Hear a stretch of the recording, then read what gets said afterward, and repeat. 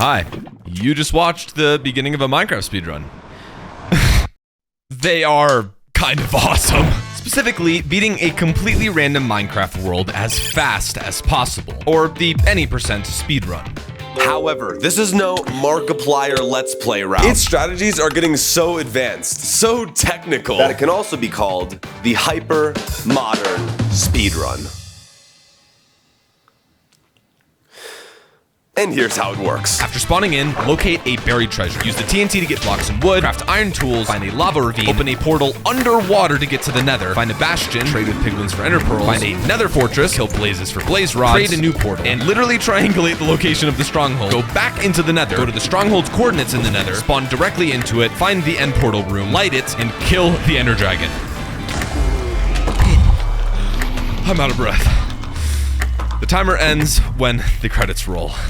And today, people can do all of that in under 15 minutes.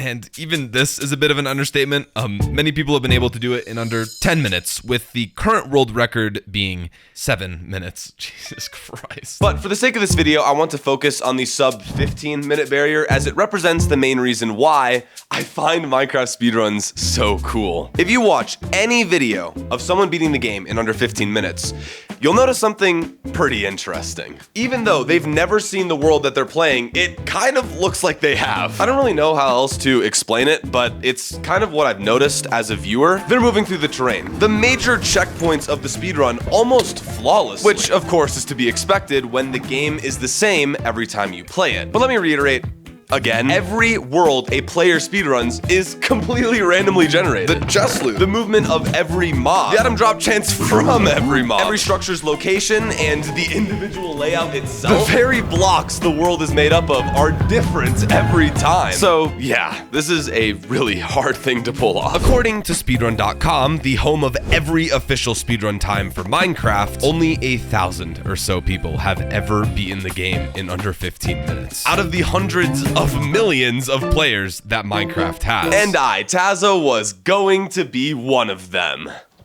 Wait, you mean the Tazoh that famously sucks at Minecraft and points it out in all of his videos? Do you really expect that to actually happen? What the fuck? And that is why I'm making this video. It's one thing to point at something and call it cool, but I wanted to truly understand how the Minecraft any percent speedrun worked. What are these players actually looking for when they're playing? Some of it seems simple enough, but why are they opening their debug screen all the time? Looking around with their screen zoomed in all weird, changing their render distance? I mean, just watch this clip of someone looting a bastion. So we're gonna go down this random tunnel, keep on going, but wait, we gotta change our difficulty to hard, obviously. We're gonna break these random 2 blocks, change our difficulty back, continue down, block the pathway so we don't die, presumably. But wait, there's gold there. And now there's a pig falling, drop the gold. There's more gold there, what? Okay, open the pathway back up, drop down, don't die, change difficulty back again. And now we're just randomly changing render distance. What are we looking for? And there's just more gold down here. And he just has pigs now to trade for. What? I really wanted to learn how to do all of this, but I have never been able to get good at Minecraft. Seriously, like, never, not even once. But mark my words, this time was going to be different. I was going to record my journey, learning everything there was to know about the Minecraft any percent speed and get a sub 15-minute run of my own. And I gave myself 1 week. Can't imagine how that'll go horribly wrong.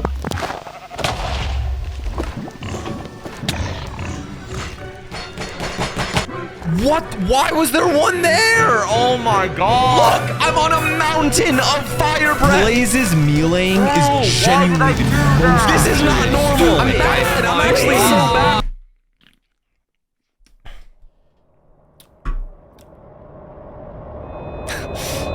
Hi. It's been a while. Even though this video is needlessly long, it hardly scratches the surface of Minecraft speedrunning. In this entire video, I only talk about one thing: the Minecraft any percent random seed glitchless speedrun performed specifically on version 1.16.1 of the game. How that is real, I don't know. I do not talk about set seed glitchless. I do not talk about all advancements. I do not even talk about random seed glitchless on any other version of the game. To be clear, these are equally as cool and equally as complicated, but this is about beating the game by doing as little as possible, as fast as possible. And specifically, version 1.16.1.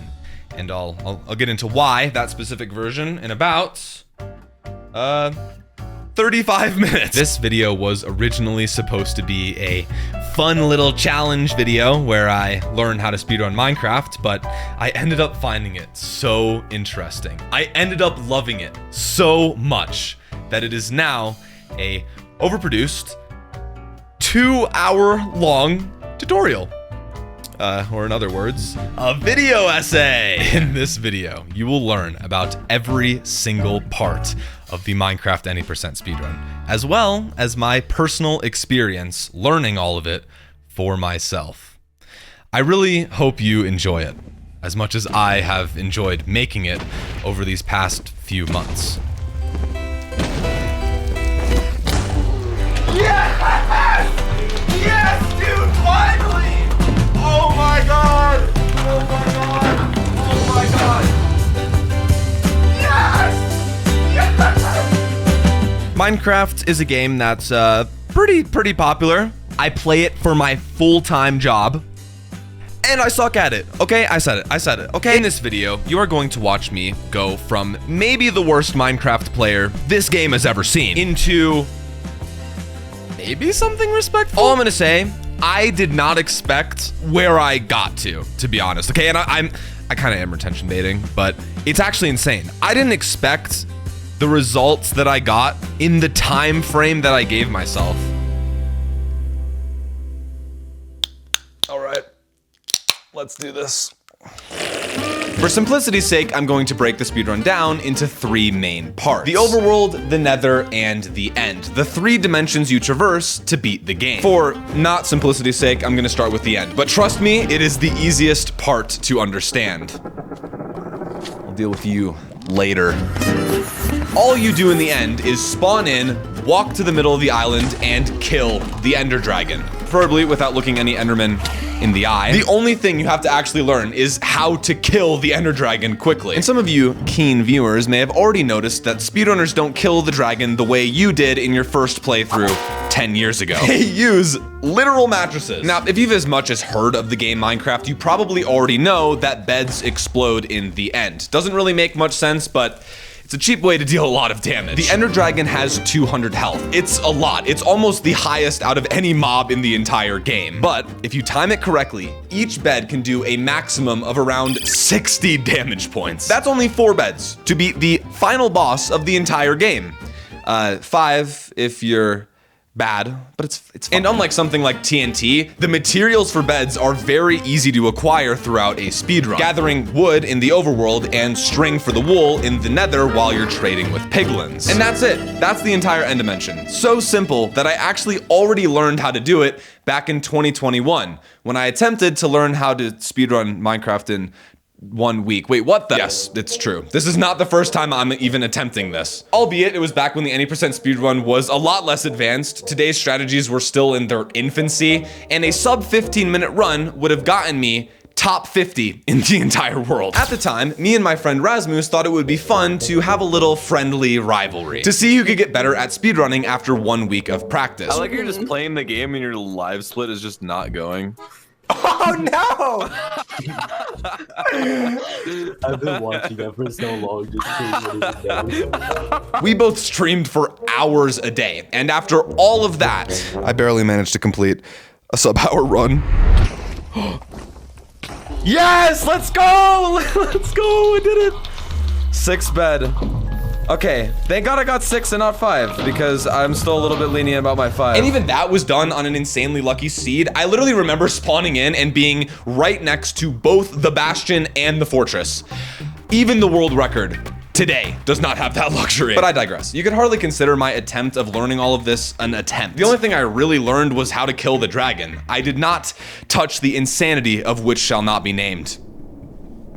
It's the Nether. Now, there is a reason I'm bringing this all up. The Minecraft any percent speedrun has gotten nothing but cooler over the years. Between its actual strategies and just how skilled the community has gotten, it's always fascinated me. But after how brutally I failed back in 2021, I did not think I could get even remotely good if I tried. And that's what I thought for a long time. Until the man himself, Rasmus, DM'd me asking for a rematch. He didn't randomly message me years later. We've been friends since, if you can believe it. But him and a few others that I know had recently got into something called mcsr ranked. This is a whole other can of worms that I'm not going to get into for this video, but to put it simply, two players are put into a random world at the same time to see who can beat it faster. Rasmus thought it would be fun to bring our challenge back, but this time compete in a best of 3 mcsr ranked.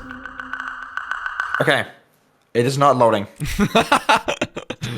It's so awesome. For the next week, we are going to be competing to see who can get better at Minecraft speedrunning. We both know pretty much nothing. Next to nothing. We have like a few skills, I think, like in some areas. I'm pretty good at beating wood really quickly. You have to get 3 pieces of wood, actually. I know that much. I will say, the one thing that I learned and still somewhat remember from 2 years ago is bed bombing. Oh, I don't know anything about cycling the dragon. I did learn how to do that and never forgot.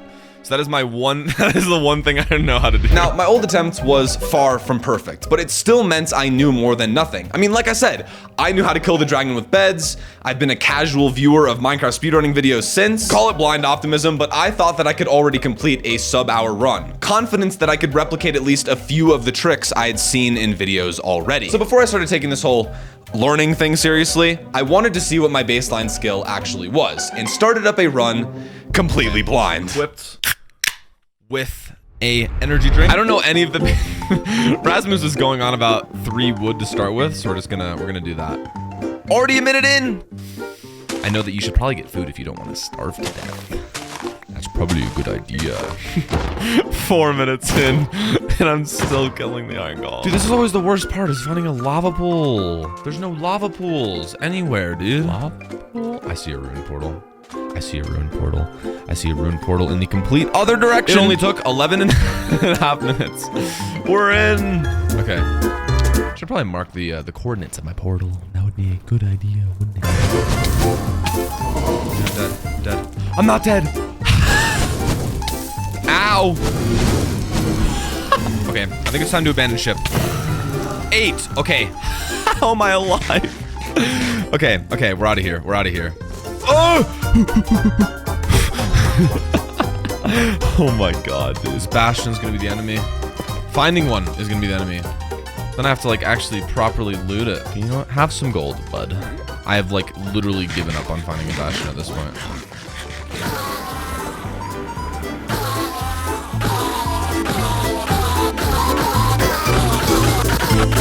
Yeah, it's about what you'd expect. Why am I so bad, man? I'm not gonna show much more footage because torture is a crime in the United States. But at the very least, I got to show off the one thing I knew, right? At least I finished the run, right? That was early. There we go. No. No. Okay, I can save it. I can save it. I can save it. I can't! No! No! No! This is the most embarrassing thing I've ever done.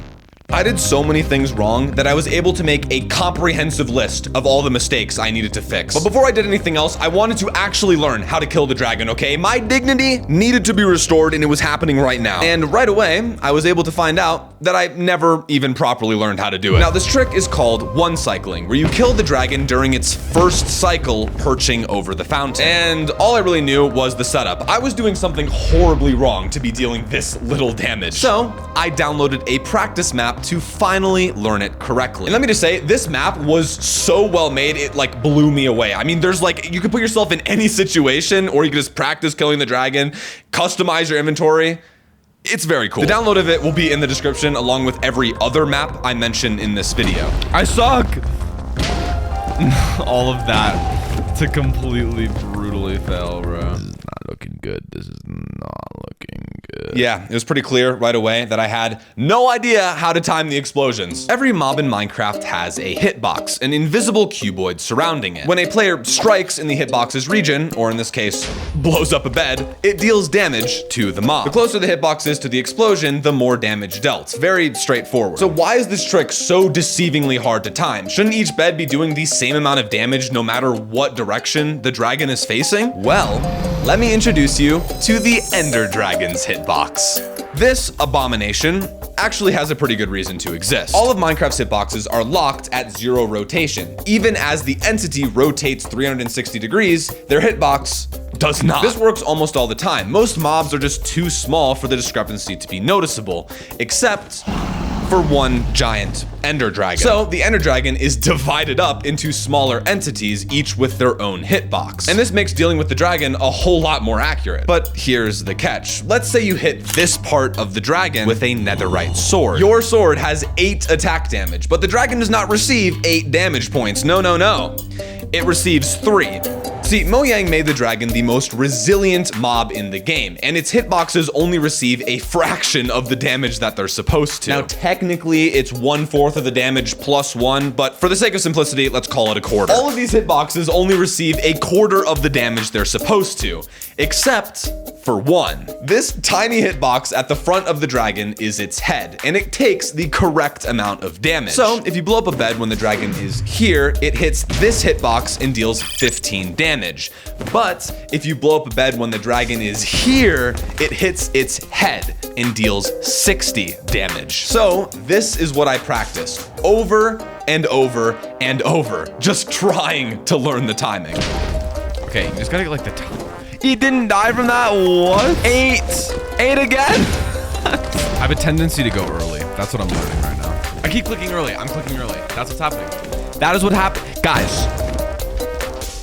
No! Oh my god. Dude, I suck.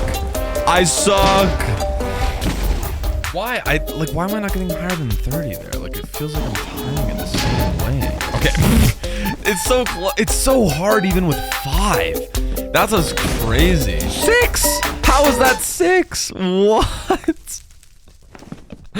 That's the most outrageous thing that's ever happened. But I could just not get it, man. I'd get it occasionally, but it was super inconsistent. And after an hour or so, I caved and went to YouTube and found this absolute legend, Boomer Plays. If you want to learn how to one-cycle yourself, I highly recommend watching his video. He explained everything very well. Even I was able to understand it. He walked through the timing frame by frame, showing what to look for, where to stand, and I was finally starting to get it. The optimal setup is to see which way it's rotating and then be kind of horizontal and then watch the hitbox of the head to pass right over the bed. And that's when you do it. Okay, did a little spin the other way. Try to catch me off guard. Not on my watch, dragon. Boom. Boom. Boom. Yes! Another 4-bed. It is happening. The time is now. Not only that, I was starting to consistently kill the dragon with 4 beds, the lowest possible. But this victory was short-lived because while I was finding help on YouTube, I learned that killing the dragon is not all there is to one-cycling.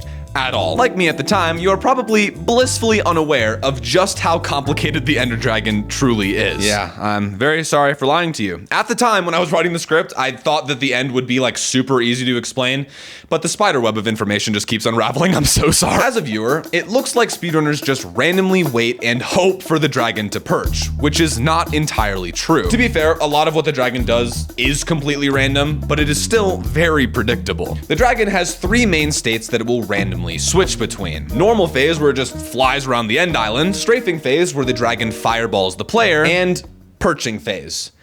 You can probably guess what that one means. Now, the dragon can only perch in normal phase, and this is very important to know because if the dragon is in strafing phase, it must fireball the player to return to normal, where it then can actually perch. But the chance of a perch goes up as you get further away from the fountain, which simultaneously decreases the chance of it going into strafe mode, which you do not want. This is why you often see players climbing the obsidian pillars or just waiting outside of them altogether. The chance of a perch is just exponentially higher. Also, so I don't don't get comments about this. Yes, I know that breaking the crystals also increases the chance of a perch, but speedrunners going for a fast time or, I don't know, world record are going to just take the chance and not waste any time. And with all of that finally out of the way, I can actually explain how perching works. The dragon will always start a perch on the opposite side of the island to you, and it is best to do this at a 90-degree angle to the island's center. You can do it at a 45-degree angle as well, but it just makes timing the explosions like way harder for no reason. Now, another thing to note is that the dragon cannot perch unless it is between 0 and 20 blocks above the ground.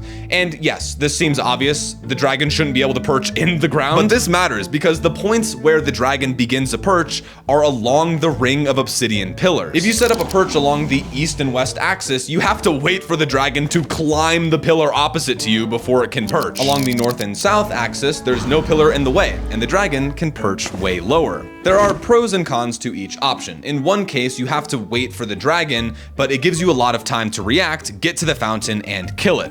This is great for beginners. The other option lets the dragon perch way faster, but you have to react with a really good pearl to get to the fountain in time. According to everything I watched, it was only recommended to go for this if you were a more advanced runner.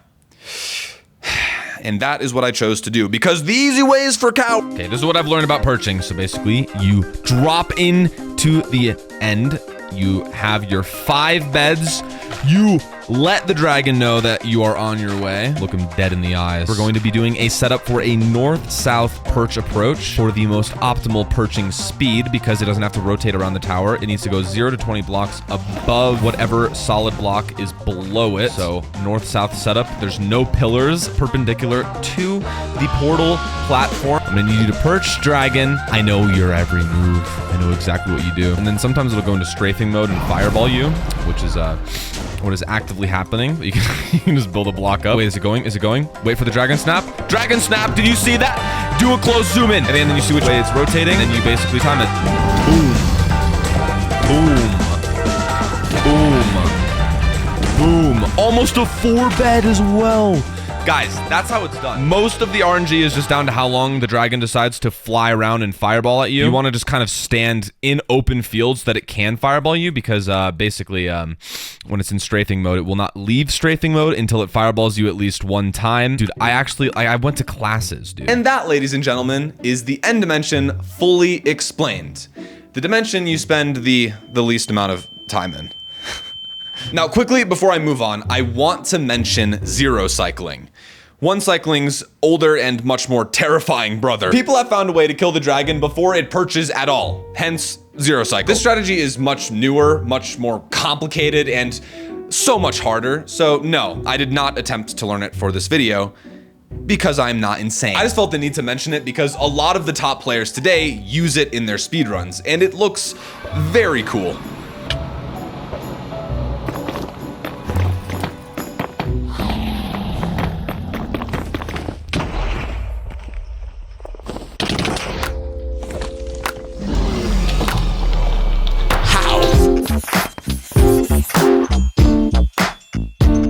With my pride restored and the end dimension actually learned now, I decided to go back and start from the beginning. Now, the only thing I knew about the overworld section of a speedrun was how to build a nether portal. But the cool way, trust me. Everyone knows that obsidian can only be mined using a diamond pickaxe, but we don't have time to get one of those. But who said we needed to mine obsidian to make a nether portal, Alex? With a singular water bucket and a lava pool, it is actually very easy to make a nether portal, and your boy already knew how to do it, baby. What I remember, I'm pretty sure it's, you do that and you put the water up here. So this is, I still know how to do this, okay? I can hold this proudly above my head. Boom.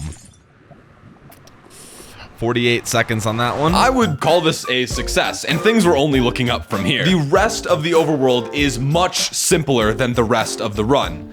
Sort of. From a technical standpoint, there is a lot less to learn compared to the end and nether. The difference is that it by far has the most variation from run to run. I mean, once you enter the nether, every run looks practically identical until you beat the game. The only real differences come down to luck, how good your terrain is, how close the structures are. But for the overworld, there are a lot of different ways to get to the nether. And you must do this while simultaneously building up your inventory with important items for the rest of the run. Now, most items only make things more convenient. You don't need a full set of tools or food I guess. But it does help a lot, so you often see speedrunners go out of their way to get it before entering the nether. But that all doesn't matter. There are a few items required to get to the nether and further beat the game. This includes flint and steel and a bucket to make your nether portal, wood for beds to kill the dragon, and most importantly, an iron pickaxe. Without it, you cannot mine the gold in a bastion. You cannot trade with piglins for vital items to beat the game. So yeah, technically all you need is 7 iron, some wood, and a dream. Now, for years, the best way people found to do this was to reset until you spawned in a village. Collect iron from the blacksmith, grab some wood. There was even food a lot of the time. But what if there's no blacksmith, Tazoh? Hold on, bud, it's fine. Kill the iron golem. You have a decent chance of getting enough iron for your flint and steel and iron pickaxe. Then trade a farmer villager its own wheat and use the emeralds to buy a bucket. With your required items, the only thing left to do was find a lava pool and build a nether portal. This was the strategy for a really long time, even as recent as my attempts back in 2021. And there's nothing technical about it. It's very straightforward. You really just need to practice in real runs just to get better at crafting, I guess. But in the past few years, a new method of getting to the nether started to emerge. A completely different and faster way to get every item you need. On top of guaranteed food, a high chance of getting a full set of iron tools, including diamond, a faster way into the nether. Say hello to pirate strats.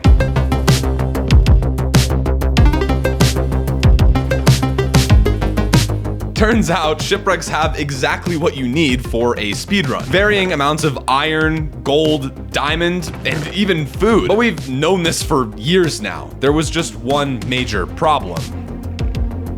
Where's the lava? Shipwrecks are in the middle of the ocean. You can't just loot one, go inland, and find a lava pool faster than just using a village like everyone else. Well, this is where the beauty of pirate strats actually shows itself. Scattered across the ocean are magma ravines, which, if you didn't know, have lava. Now, between it being under a layer of obsidian magma blocks and the entire ocean itself, it doesn't seem very possible to make a portal here. But nothing is impossible for the Minecraft speedrunning community.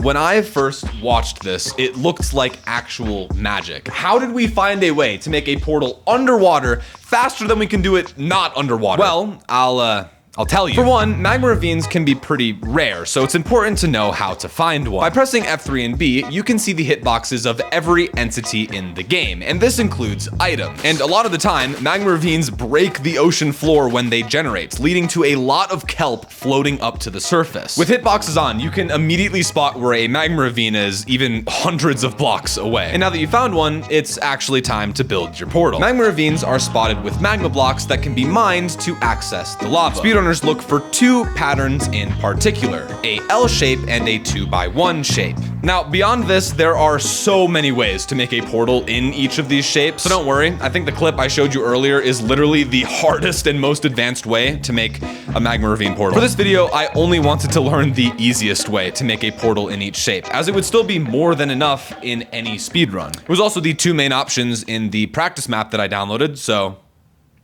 Okay, I'm just gonna throw myself. I don't even know what to do. So I think it's like.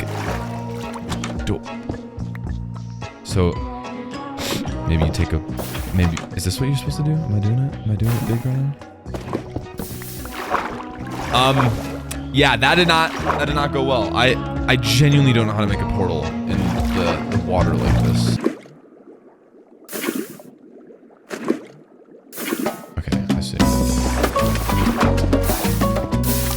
Okay, I actually understand how it works. That's actually so cool. That's actually like really easy to do, like once I understand how it works. Okay, honestly, I spent the past hour or so writing the script trying to find a way to explain how this works, but there's just no concise way to do it, man. Walking through each block placement and movement for both versions would just take way too long, and it wouldn't make much sense either. I literally learned how to make each portal by just watching a video of someone else doing it and replicating the process. And it worked really well for me. So I am just going to show you a clip of me doing the portal.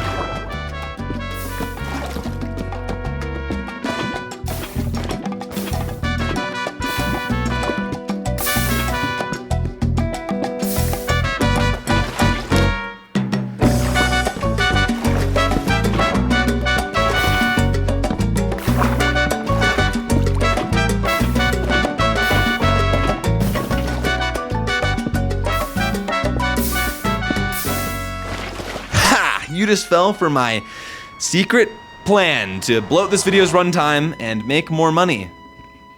I'm just kidding. I'm not that smart. And this video's so long already. And that is most of the ways to build a nether portal underwater. Honestly, anything else will just be modifications of what I already showed you. For example, people found a way to make a magma ravine portal without a bucket. Isn't that something? But my strategy works for any portal you want to learn. Want to make a portal in a cave with no bucket or flint and steel? Omega Craftable has got your back. Now, for most beginners, this is where the overworld ends. Learn how to make a portal underwater, which took me like 30 minutes to do. But let's once again return to the very start of the run. We already know that looting a shipwreck is way faster than a village, and it gives us the opportunity to use our new portal trick we learned. However, there is still a faster way to get every item you need.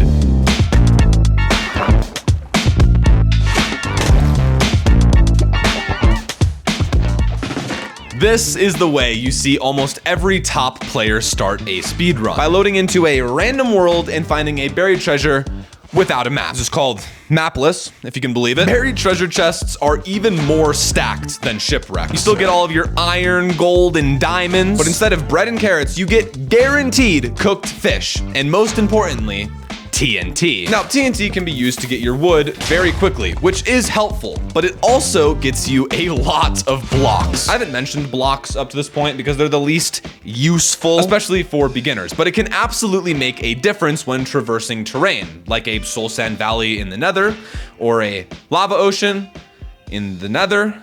I hate the nether so much. In any spawn case, whether it be a village, a shipwreck, or a buried treasure without TNT, if players have enough iron, they will make shears to get leaves for blocks. At a high level of play, it can actually make a speedrun drastically faster. But I digress. Let me actually explain how to find a buried treasure on a beach you've never seen before. But I believe in you, okay? Just buckle up and get your big boy pants on, because you're gonna need them. Minecraft has a debug menu that you can open by pressing F3, and you probably already knew this. But if you hold shift while pressing F3, you will open up the pie chart. Hopefully you guys get along, because this will not be the last time you see each other. By pressing the numbers associated with game renderer, then level, and finally entities, you will open this specific menu. And the red piece of the pie chart will tell you if there are block entities currently on your screen. And guess what a chest is? It's a block entity. So when a chest enters my screen, the red piece shoots up, and this works even if there are blocks covering it, which makes this whole trick possible. But sometimes the red spikes before the chest appears on screen. So what's happening?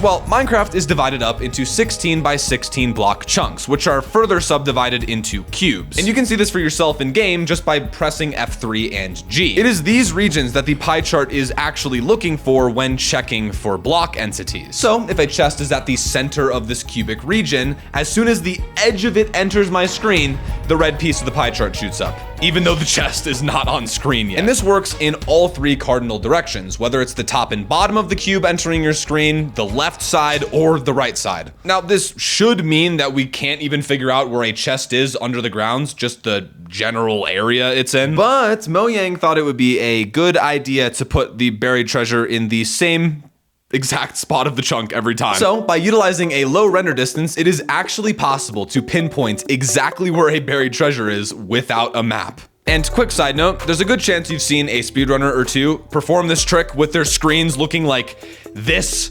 crunched disaster, but this just makes it easier to tell what chunk the chest is in. All you really need is low FOV. Anyways, this is what mapless looks like in action. Reset until you spawn on a beach. Make sure your render distance is set to exactly 5 chunks and your entity distance is set to 50%. I don't know why this works or why it's optimal. Just what I've been told. Start spinning and reloading the pie chart to see if the red spikes in any direction. If it does, begin slowly turning in that direction, letting edges of chunks enter your screen until you see which one is causing the spike. And in this example, as soon as this chunk border enters my screen, the red piece shoots up, which means that's the chunk the buried treasure is in. From here, you're basically done. You can fix your render distance and entity distance, go to the chunk's subcoordinate 99, dig down, and enjoy your hard-earned loot. But if this sounded too easy, it's it's because it did. What I just showed you was the absolute best case scenario. With a trick like this, there are just so many variables that can mess you up. For example, ocean shores can generate very steeply, which instantly makes it way harder to tell which chunk the buried treasure is in because you're doing your measurement at a downward angle. It just doesn't work. But in a lot of cases, this ends up being fine. The generation can be so extreme that the buried treasure just sticks out and looks very funny. But that's not all. It gets so much worse. Dungeons, mine shafts, and ocean ruins can all spawn within 5 chunks of a beach, which can all give you false block entity readings because of their chests. Now, the amount of red spike produced by these structures are slightly different than a buried treasure, so it is possible, I guess, to tell the difference. But here's the kicker. It varies from computer to computer because technically, the pie chart is showing how much lag is caused by the block entities being on your screen. It feels like I'm like the teacher of a programming class right now. This trick is hard at best and a frustrating nightmare at worst. But considering it is an integral part of the modern day Minecraft any % speedrun, I was determined to learn it. And it took me 2 hours to do once. Maybe. Yes! Oh my God, I did it. What did it take? Everything. It took everything, man. After this, it was obvious that I would lose a ton of time if I tried to go for it every speedrun I did, when I could and should be practicing the countless other tricks I needed to learn. So in the beginning, I planned to go for villages and shipwrecks just to gain my bearings. But seeing if I could pull off the trick anytime I got a beach spawn until I got better. And since I'm from the future, this strategy worked very well. I highly recommend it. Okay, that is the entire overworld done. And you're not gonna believe me, but this all happened on day 1 of the week. Yeah, remember when I mentioned that this whole thing was a challenge? Like 30 minutes ago? Needless to say, I felt like I was on a roll. I now had all of this knowledge that I just needed to put into practice. I wanted to actually complete a run this time, unlike at the beginning of the day. And yes, I still knew nothing about the Nether, but I had successfully stumbled my way through it last time and just planned to do the same again. I did not care how long this run took, okay? I just wanted to complete it, doing everything I learned in the overworld and end. It all fell apart at the bastion, dude. It was all so good up until the bastion.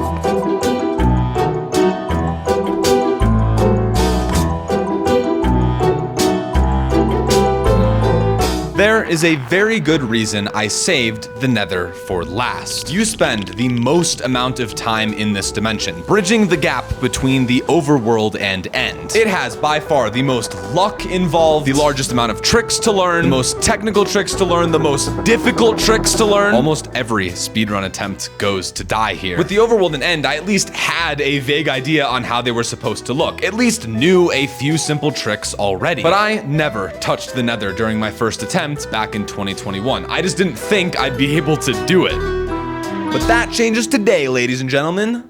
Let's get started. Now, to keep things as simple as possible for you and for myself at the time, I was going to learn everything there was to know about the Nether in the order they play out in a speedrun. No easiest to hardest or anything. After what I had been through, I was ready for anything. But luckily, the first step is fairly easy compared to everything else. After entering the Nether for the first time, players will open their debug menu and pause the game. What are they looking for, you ask? These two numbers right? You're gonna need to zoom in more than that. Right there. Next to the letter E, which stands for entities, are 2 numbers. The right one tells you the total amount of entities loaded in your render distance, and the left is the entities on your screen. And in this case, entities primarily refer to the mobs that inhabit the Nether. Now, just like chests, mobs will count towards the entities on screen even if they are covered by blocks. For example, this piglin is accounted for, even when I walk behind this wall of netherrack. So, just like when finding buried treasures, you can lower your FOV to pinpoint exactly where mobs are, even if they are behind blocks. But before doing any of this, you need to know if there's even a bastion close by to find. This is why players are pausing their game after entering the Nether for the first time. They are literally watching for a bastion to load in, which is so cool. But how are they figuring that out? Well, say hello to 2 more numbers. These numbers also refer to entities, but in a more specific way. M and C stand for monsters and creatures, respectively. In the Nether, monsters are aggressive mobs, like like piglins, magma cubes, endermen. Creatures are passive, which in the nether I think just refers to striders. But this is where things get weird. These numbers only refer to mobs that have spawned naturally. Bastions artificially spawn around 30 piglins that inhabit it, and they are not accounted for under monsters, but they are accounted for in the total entity count. So all you have to do is add the monsters and creatures together, and if it is 30 less than the total entities, you, my friend, have a bastion. Now, if there isn't a bastion, you can just raise your render distance by pressing F3 and F until a bastion loads in. But if you get to 32 chunks with no luck, just reset. There's no hope. Once you know that there is a bastion close to you, you can drop your FOV to 30 and start panning around, looking for when the entity counter on screen jumps to be an insanely high number. And that's it. Just go in that direction and there is a bastion.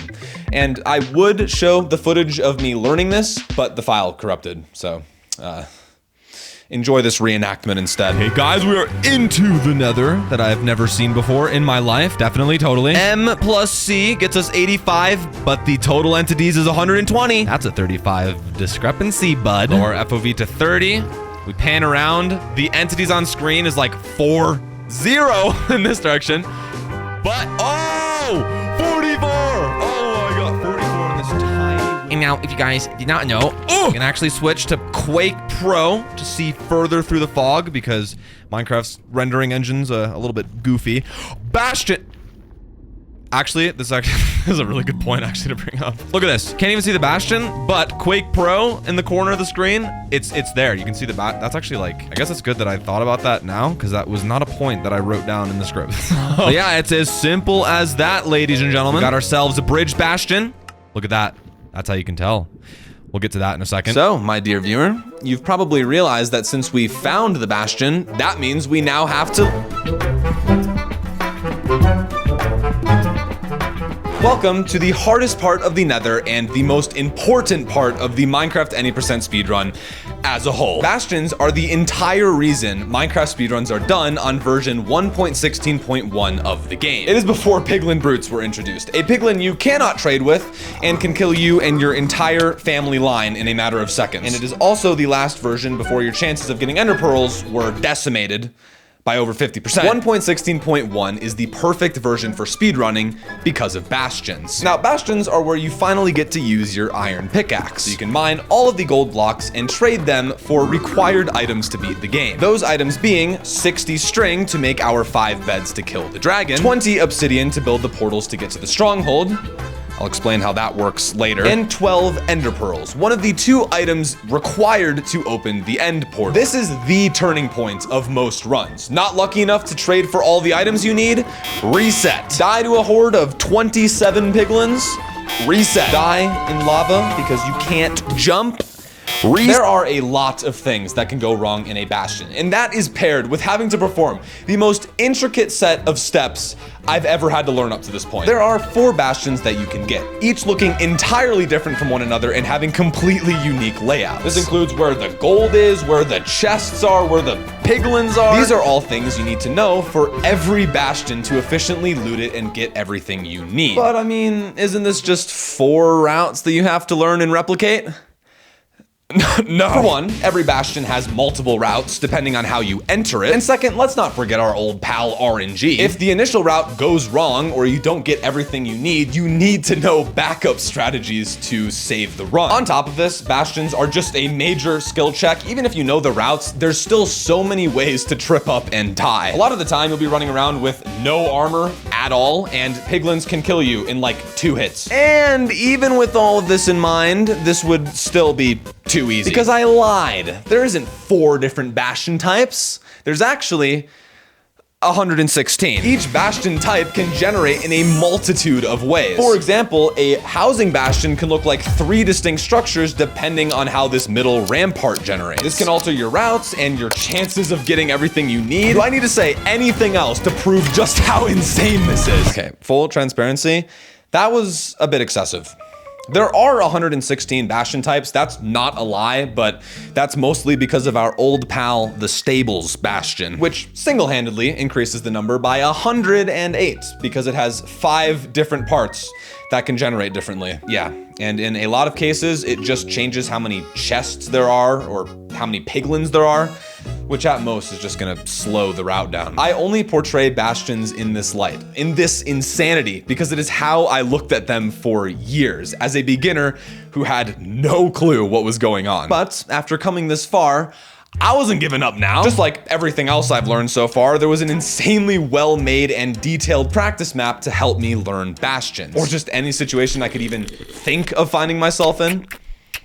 Which is just insane. This is so cool. It is time to learn bastion routing. Alright, this is bridge. All of the gold you're gonna get is here at this chalice. So standing next to these blocks, place a block. All you need to try and find piglins out. Spin to the right, break this block, fill the back in, break the roof, get out of the hole, break the block in front of you. You're gonna fall down this. This bastion has a lot of the bad. Two piglins side, good get. The right side and the rest of the gold.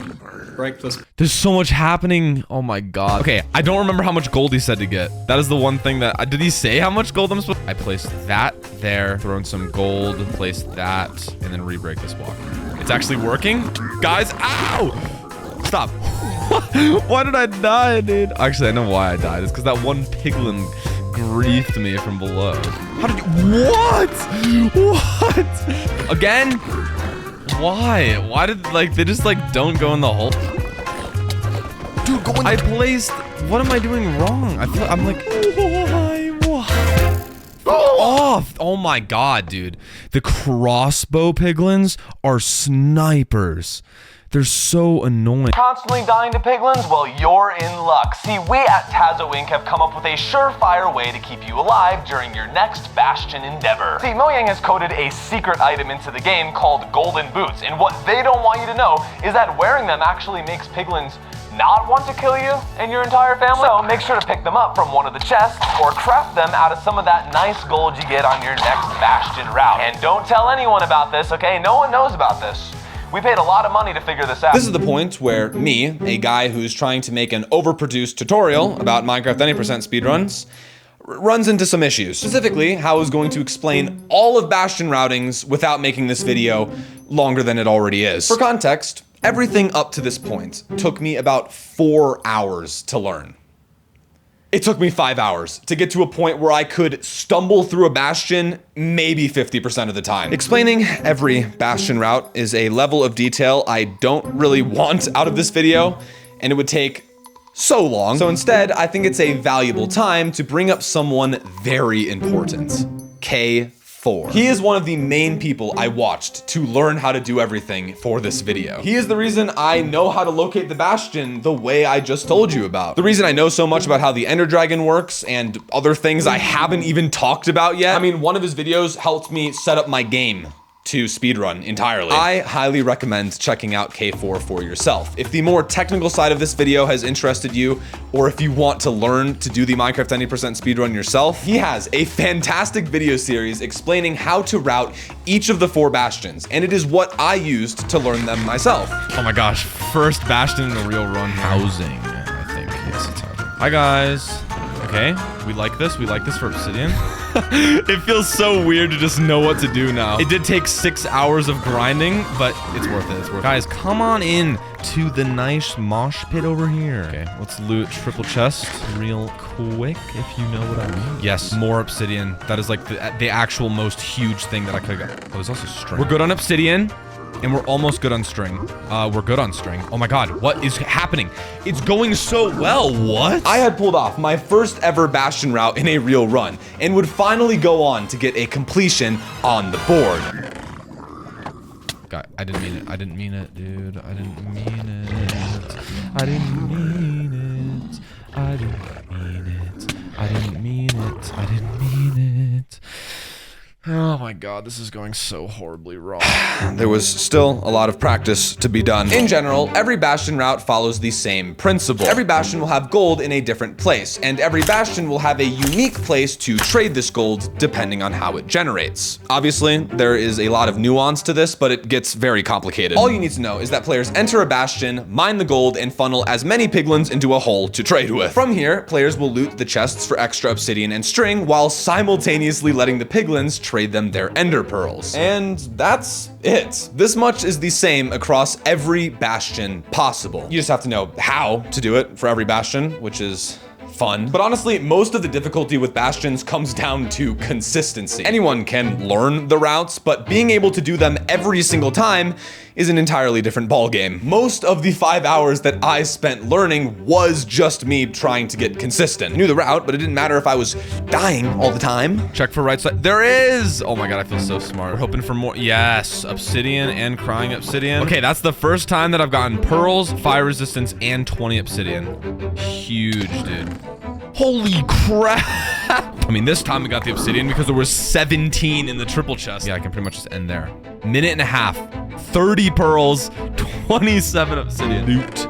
Yes, we like that. Yep, there's the pearls. Okay, we did it. We didn't leave. Yeah, so that's like 3 minutes. That was pretty good. That's it. We're done. 2.5 minutes. Yes. Okay. 2.5 minutes. Look at this brotherton, dude.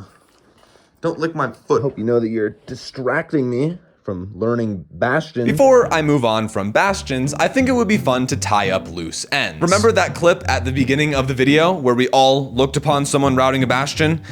Dumbfounded? Well, to give you guys an idea on how a bastion route typically plays out, I would like to revisit this clip, but this time explain everything that's happening. So pretty much immediately sees the bastion out of the portal, and even I'm able to tell this fast, which is a problem, that this is housing. And because he's already towards the top, he's gonna go for a top-down route instead of starting from the bottom large main area.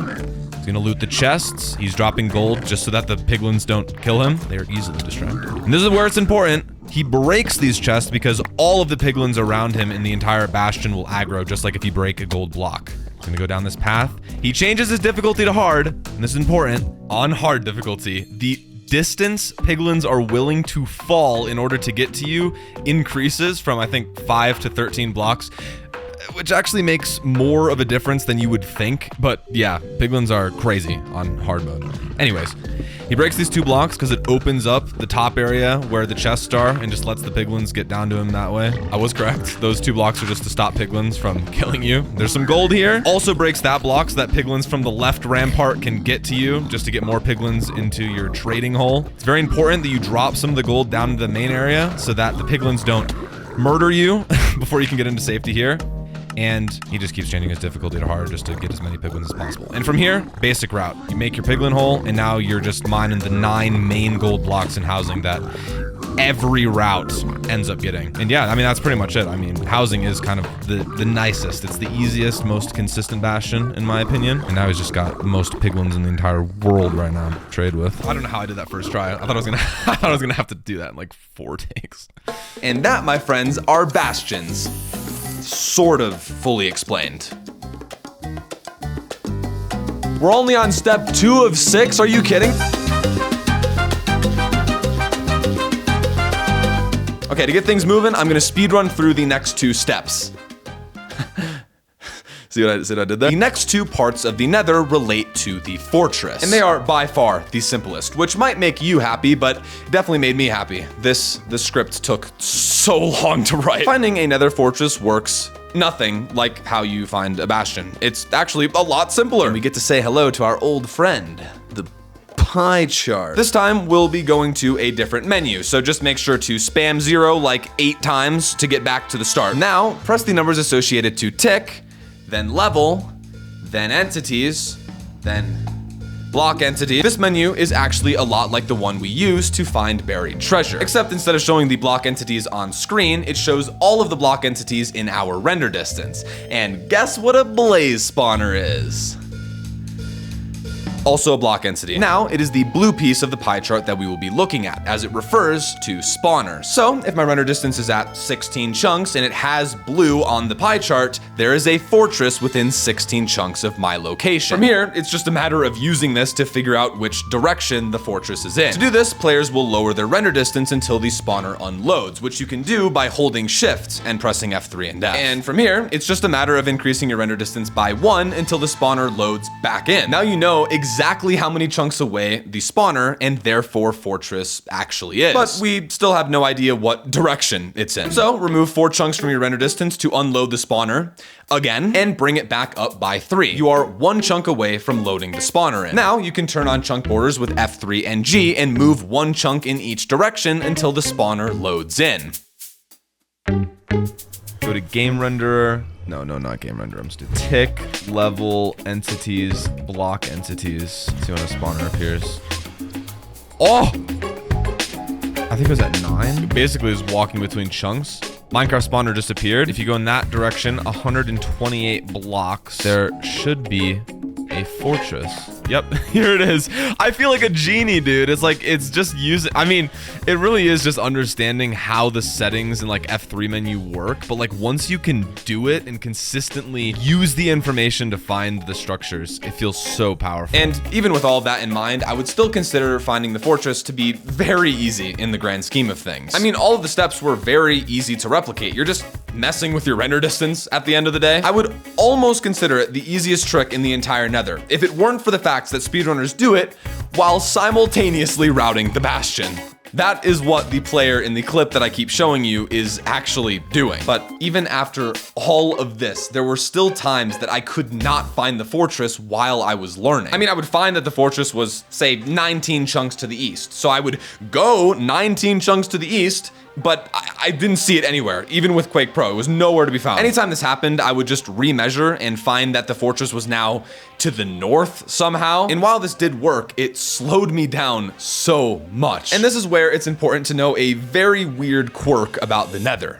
Why is the Nether so complicated? The Nether is divided up into a grid of 432 by 432 block quadrants, and only 1 structure can generate per region. And because Mojang hates us, there is also a 64 block line on the bottom and left side of the quadrant where structures can't spawn. So let's say that your bastion was in this region here, and the fortress you're trying to find is in the region diagonal to it here. When you check for where the spawner is, you are moving a square region of render distance around. So even though the fortress is considerably west of you, it is slightly more north, and that is the direction the pie chart will tell you the fortress is in. So now you move north to where you think the fortress is, but hold on a second, it's actually 500 blocks to the west. This is super valuable to keep in mind as you look for a fortress. If you don't immediately see it where the pie chart told you it would be, you now know it's actually in the quadrant next to you. And that is finally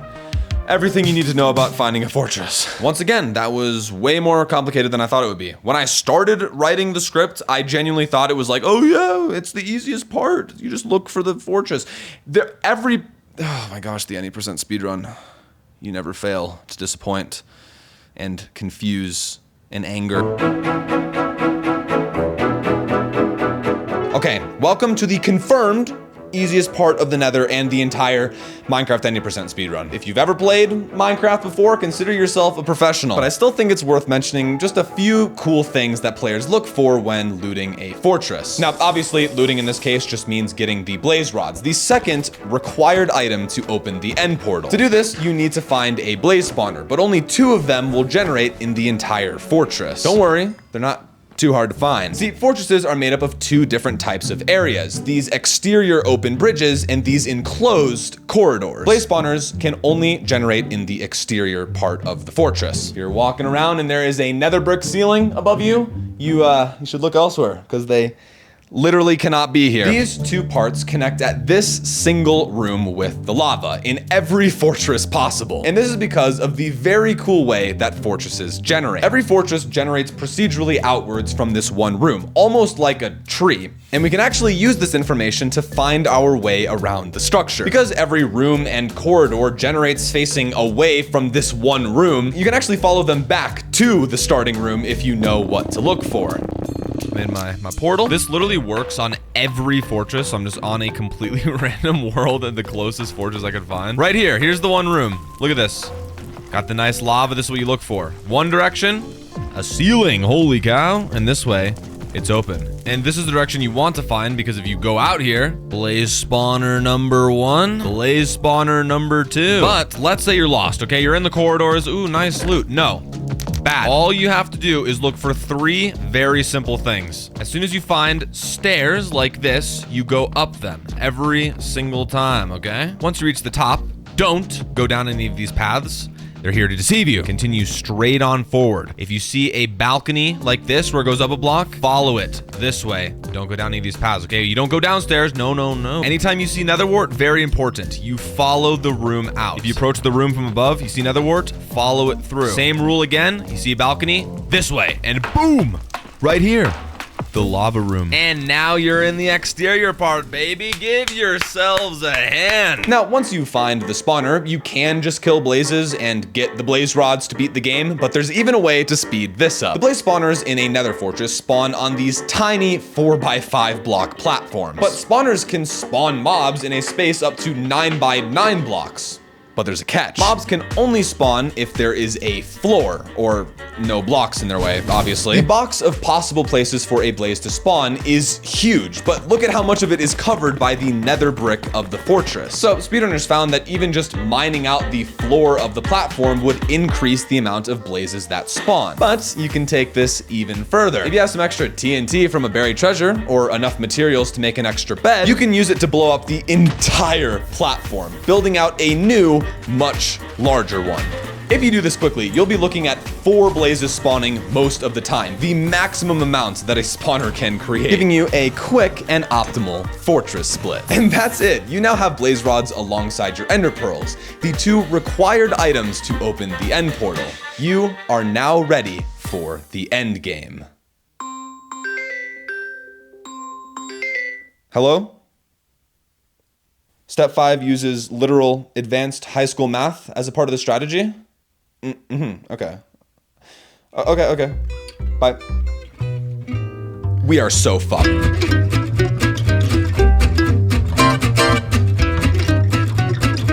The way that people find the stronghold was by far the most insane trick I had seen in the Minecraft any percent speedrun. As someone who had no idea what was going on, I mean, what am I even looking at right now? He has his FOV lowered to exactly 31, his crosshairs being lined up precisely. There's a calculator on screen with so many numbers. Why are there so many numbers? What do you mean 1,620 negative 492 has a 98.4% chance? This is all part of a trick called triangulation to figure out the exact coordinates of the stronghold in like 10 seconds. But before we can do any of that, we need to get back to the overworld, and we have the obsidian to do just that from the bastion. I mean, you can just build it anywhere, but some places are better than others. And this is where the first thing you need to know about strongholds comes into play. In every Minecraft world, there are rings circling around spawn, stretching out for 25,000 blocks.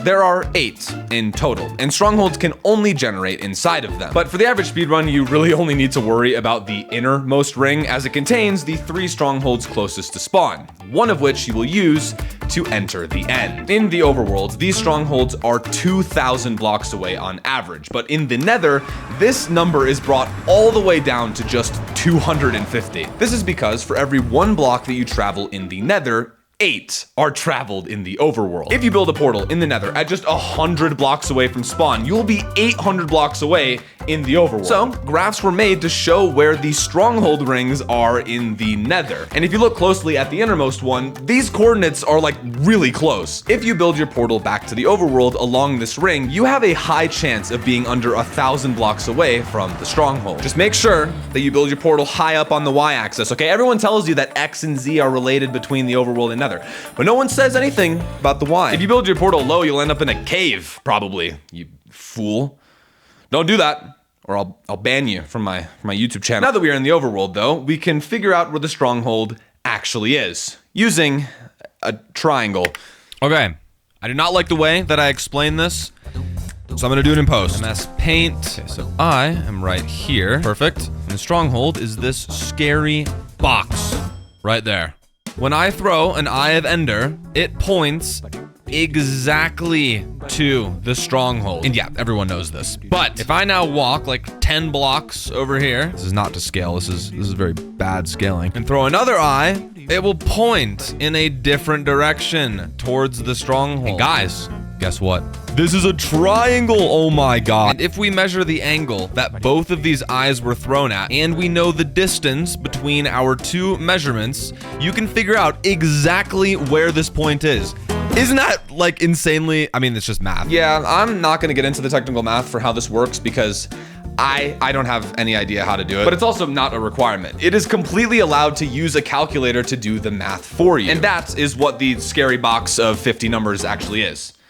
A calculator. Literally all you have to do is measure the angle of two eyes and you know the stronghold's location down to the block. But even this is not easy. Of course it's not easy. It's the Minecraft any percent speedrun we're talking about. Because you're trying to find the location of something thousands of blocks away, you have to be very precise with your measurements. Even being off by a single pixel will make your calculation incorrect. That's so hard. What? Is that lined up? I can't freaking tell. This is hard. This is scary actually. It looks pretty even to me, to be honest. It looks like the curses of having a high-res monitor. Making the measurements for this is not easy. You need to line your crosshair up exactly with the left edge of the middle strip of the eye's texture. But I mean, I already knew from watching videos that this was precise down to the pixel. What I did not expect was that it was precise down to the sub-pixel. What does that even mean? Take a look at these two eyes of Ender. Can you spot the difference? Yeah, you got it. This eye is a singular pixel less wide in the middle. That was a very astute observation, and it's a good thing you noticed it because now you can adjust your angle by negative 0.01 of a degree. This inconsistency across the eye's texture comes down to the fact that monitors don't have an infinite amount of pixels. In game, every strip is exactly the same width, but a lot of the time you're looking at the eye at a super weird angle and they're just not gonna line up exactly with your monitor's pixels. I've upgraded from MS Paint to Photoshop. As you can see, this is the Eye of Ender sprite behind pixels on a monitor. If I quickly disable the pixels, each of these squares are exactly the same length. But this is where the problem happens. With pixels on, if you try and line up, say, the middle of the eye with the pixel right here, it's perfect for this line. But if you look everywhere else, the sprite does not line up with the pixels. All of this is super inaccurate. So when the game goes to fill in where the eye actually is on your monitor, it can sometimes be just straight up wrong, and I'll show you why. I'm just gonna fill in the pixels that are mostly filled by the sprite, and you'll see why this is a massive problem. That square. So again, the center of the eye's texture is perfectly equal, but when estimated through your monitor's pixels, it actually looks like this. It's almost correct. It ends up filling in a whole extra row of pixels for this right side just because it's slightly offset in that direction. And when you see an inconsistency like this as you're measuring, you need to know how much to minorly adjust by in order to get the measurement to actually be correct behind your pixels. So a sub-pixel adjustment. This is so convoluted. I'm sorry. Now, luckily for me, I managed to find a spreadsheet showing how much to sub-pixel adjust depending on what the eye looks like. I don't know how people find this stuff out, but it was easy to memorize, at least. But when I was learning this for myself, I found out that to add to this absolute insanity, the FOV you have to measure and the eye's texture itself change depending on the resolution of your monitor. What? Because of this, if you want to learn how to do it yourself, I'm just gonna link the spreadsheet in the description. And I will do the same thing for setting up the calculator itself. You'd think that that would at least be easy to set up, but it's not. There were all these numbers I had to change and set based on how good I was at measuring. I mean, there was standard deviation there. That gave me flashbacks to high school. But the YouTuber 4 has a very good video showing how to set it up. I used it and I know that it works. Anyways, I continued to practice measuring the eyes and started hitting the stronghold. Middle one is thin. What does middle one thin mean? I have to reference the spreadsheet again. Middle being skinny is -1. Then we move over to here. The left one's skinny, so that's a +1. I get to reveal it live. Yes! It's kind of scary though, because it took me like 3 attempts to actually do it properly.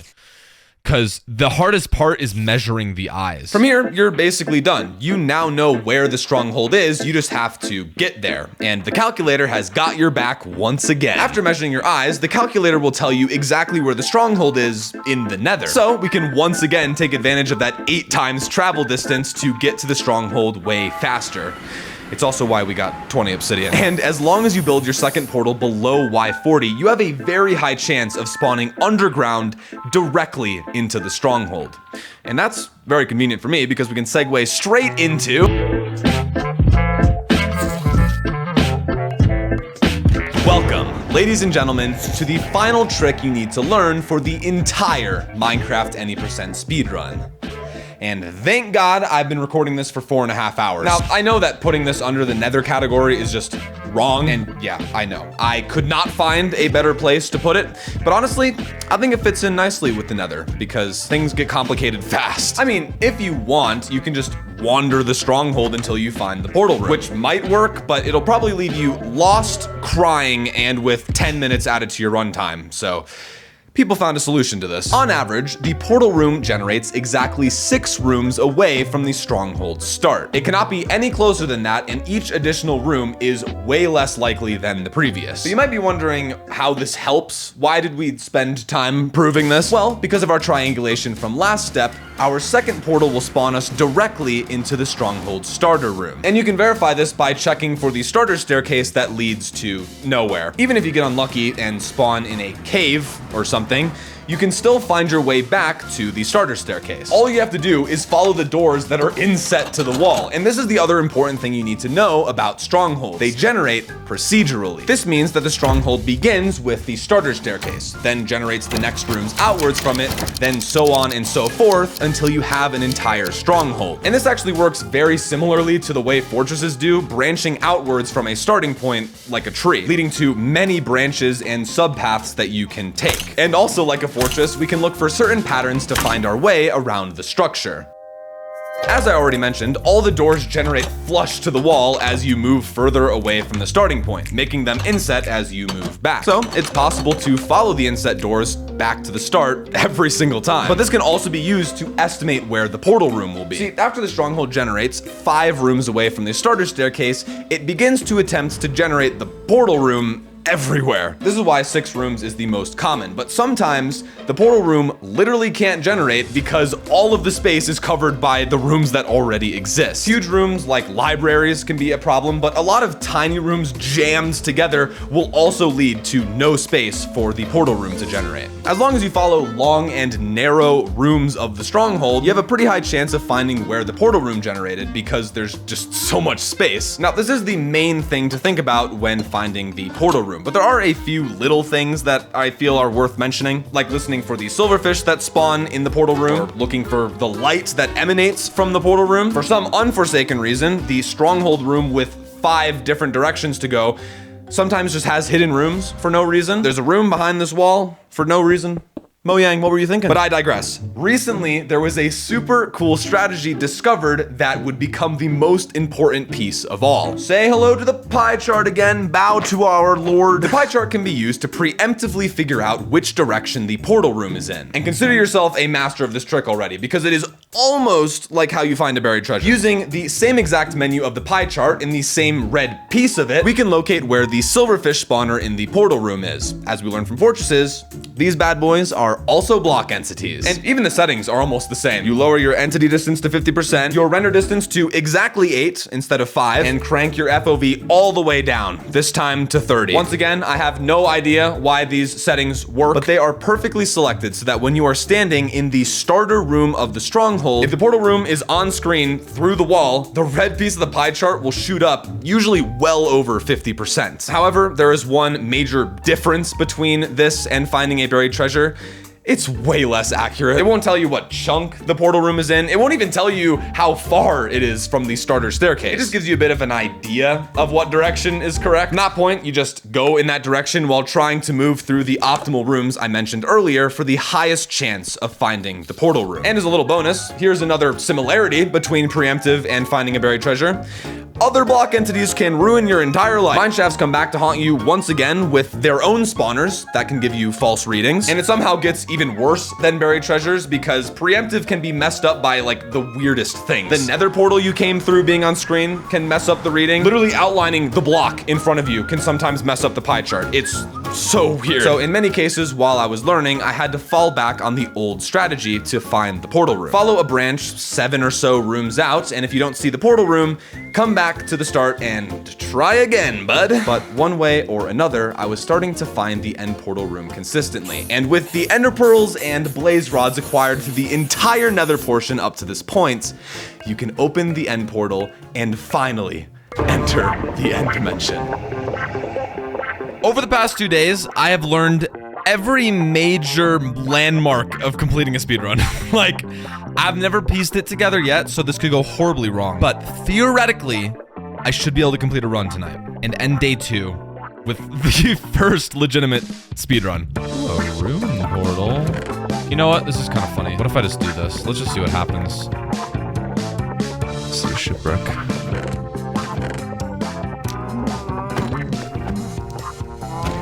Okay, we're just doing the survival let's play mode right now. 6 minutes is like the golden number where it's like I finally scrape together everything I need in order to go to the nether. Okay, looking good, looking fabulous. Please be bastion, please be bastion, please be bastion, please be a freaking bastion. Gotta go that way. I don't know how close or far it is, but it is this way. There's still one. Yeah, it's there. Dude, where is it? Okay, let's get into the mode. This is a run. Like, I shouldn't care about me. I go over here, I go up. It is a triple that. I'm not liking the lack of obsidian that I have. Oh, we love that though. Holy crap. Awesome, awesome. Really meant to do that. I have everything I need by a long shot. I have so much right now. I'm just gonna go. I'm just gonna go. It's not that way. Mob spawner. Okay, 12 away. Probably this way. Yep. Awesome. I've not been getting the best of nethers or overworlds for that matter. This is the run that started with the really cursed, like, ruined portal in the forest, actually. Oh my god, I'm a lot closer to 0-0 than I thought it was. Okay, so I might be able to blind in an optimal spot. Come on, give me some blaze rods, bud. Yes! The furthest we've ever made it is right now. Oh my god. Okay, we're good, we're good, we're good, we're good. Okay, breather, breather. 22 minutes in. All we have left to do is to get to the stronghold and beat the game. Oh my god, okay. We're at the point where we need to blind. Where am I right now? 264, I'm on the positive.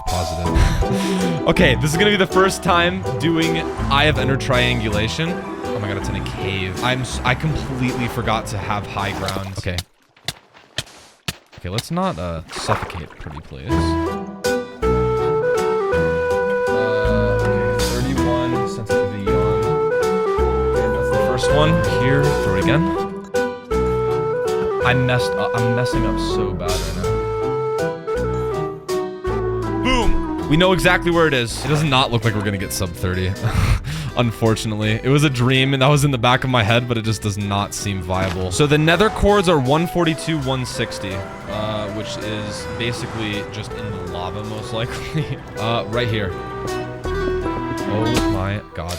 Yes, I did it! I did triangulation correctly. Okay, we have to do this, one more time. I might just get lucky. That's a creeper. Found it.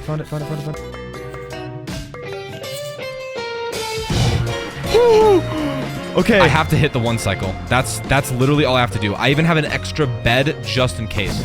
Hello, Mr. Dragon. What is up? Didn't expect to see me in only 30 minutes, didn't you, bud? Do we have a potential? Come on, it's over there. All you have to do. I'm waiting for that. Come on. We just need to see that dragon snap. That's literally it. That's literally it, bud. Come on. You know you want it. You know you want to snap onto that nice little end gateway, don't you? Dude, the dragon is taking its sweet time, dude. Oh my god. Unlucky. Come on, dragon. Come on. You're taking so long. Why? What do you want? Just perch. I'm actually in tears right now, Dragon. Please, come on, Purge! Come on, it's over there. Come on. Why? Stop coming over here. What do you want? What do you want? Oh my God, Purge. It's not purging! No way! Just purge! Why does it not want to perch so bad? Oh my God, dude. It is literally just hanging on my side.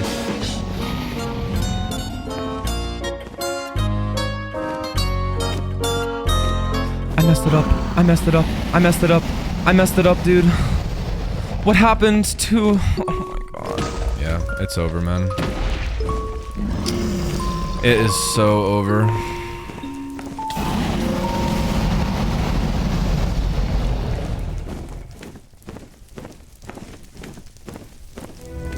There is still one thing about the Minecraft any percent speedrun that I have not really talked about yet. The largest part of this entire project, affecting every single part of the speedrun, every single trick, every single step of the way. It is there to screw you over, to take everything you think you know and throw it all to the wayside. RNG. Pure and utter randomness. This is what, in my opinion, sets Minecraft apart from so many other games in terms of speedrunning. Every single part of it is up to chance, and you kind of just have to accept that and not rage so hard that you lose the entire run. Sorry about that. I didn't realize you were here already. Now, dramatic emphasis aside, RNG is my favorite part of the Minecraft any percent speedrun. Sure, the tricks are cool, but any game will have cool tricks. Not any game will be completely different and offer new challenges every single time you play it. RNG is something that affects literally every singular moment of every singular run, to varying degrees. Killing the Ender Dragon, for example, there are things you can do to increase your chances of a perch, but nothing is stopping RNG from just not giving you one for 5 minutes. I've already rambled on about bastions and how you can just not get the required items you need if you're unlucky, but you can actually be so unlucky that you get a bastion with no substantial amount of gold at all. RNG just screws you before you even get a chance to barter with piglins. RNG is there from the very beginning of the run, finding a world that has a good spawn, to finding a magma ravine with enough lava to make a nether portal, to deciding if there is a bastion, if there is a bastion with a lot of piglins, a bastion with gold, if you even get your items. RNG decides if there's a close nether fortress, if a lot of blazes spawn, if blazes actually drop blaze rods, if you blind near the stronghold, if the stronghold's close, if the stronghold's good. You get the point. RNG is such a massive feature of the Minecraft any percent speedrun, and you might initially think that that would actually hinder your experience, but I'm here to tell you that that is wrong. In almost every case, there are workarounds, something else to do, a new gambit to go for, and this time, succeed. It's so cool to me that it is possible to beat the game incredibly fast despite RNG. However, this does make it way harder to learn the Minecraft 90% speedrun than you might initially think, and this is where my ability to learn was actually going to be tested. Rasmus and I had our 1v1 in 5 days. It's been another 30 minutes since I brought that up. I also wanted a sub 15-minute run in 5 days, and I had yet to complete one at all. Considering I had never been able to get good at Minecraft in the past, and history was unfortunately starting to repeat itself, I was really doubting if I would be able to even win the competition against Raz, or complete my own goal of getting a sub 15-minute run. I actually called with Raz the morning after this insane failure of a run and found out that he had already beat the game in 51 minutes. That's faster than either of us managed to do 3 years ago. I was just speedrunning going tazoh. Oh, how's your speedrunning going? I keep getting fortresses off of spawn, like right off my nether spawn, but I've gotten pretty good at getting to the nether before 6 minutes. In order to win this competition, I was going to need to step up my game. I was going to need to master each and every part of the speedrun, but with RNG making everything drastically harder, and me just, being bad at the game, it was going to be very difficult to pull off. Except your boy is not entirely dumb after all. I had an idea. Okay, for day 3, since I know everything about speedrunning, I obviously need to get practice in, which is what I tried to do at the end of day 2, and RNG just screwed me over, okay? I mean, that's how most runs are going to die. The very few good seeds I actually got, I died because I suck at the game still. Introducing the mocha cookie, why is it, okay. Mocha cookie crumble frappuccino order now. This is the Minecraft speedrun leaderboard. We have 7.5 minutes in first place. I mean, to be fair, this is how recent this is. 1 month ago, the top 2. I don't know how a human is doing this, to be honest. But the thing is, if you click on to one of these speedruns, it actually tells you the seed that it was done on, which means that if I basically input these seeds into Minecraft, I can use the same world that the speedrun record happened on and basically eliminate RNG from my practice running. But it basically means that I'm always gonna get a good nether, always gonna get a good spawn. I can just get practice in. That's the goal. That's basically all I'm going to do for like 3 to 4 hours today.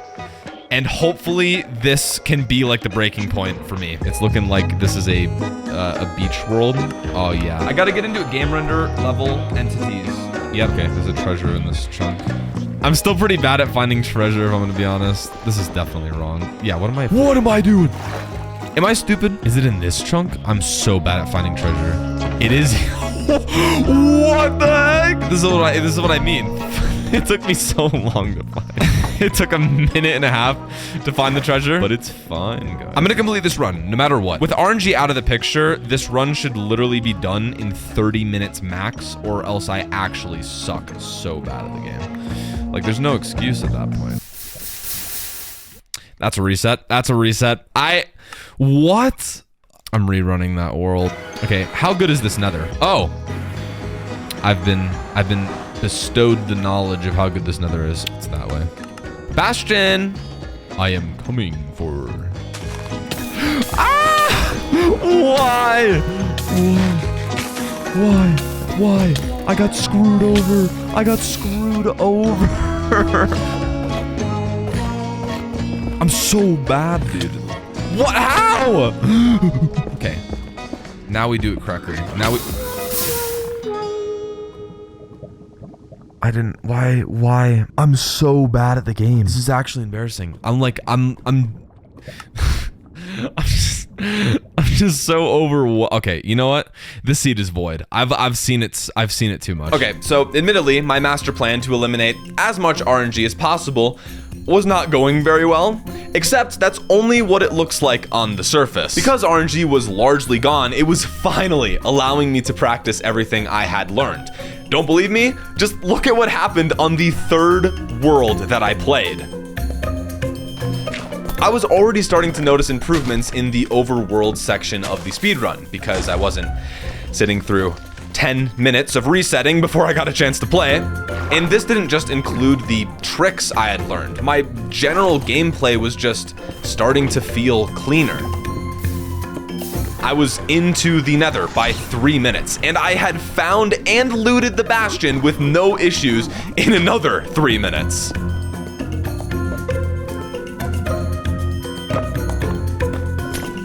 Jesus. I need to get up the blind coordinates. Blind nether coordinates. Still didn't have the optimal blind coordinates memorized.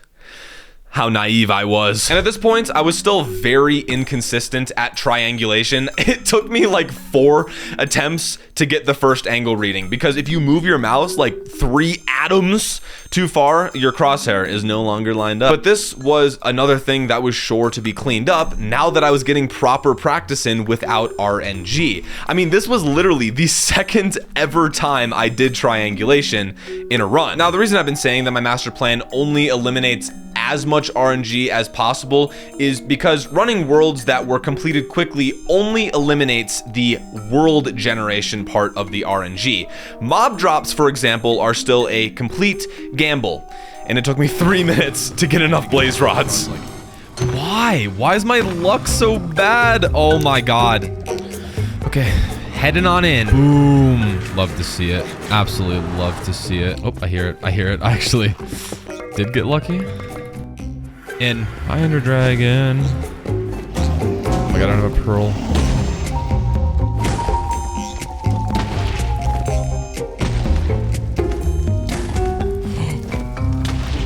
Oh my god, finally. Finally, I do one. Yes, I don't even care that it was just a good seed. Completing something feels so good, man.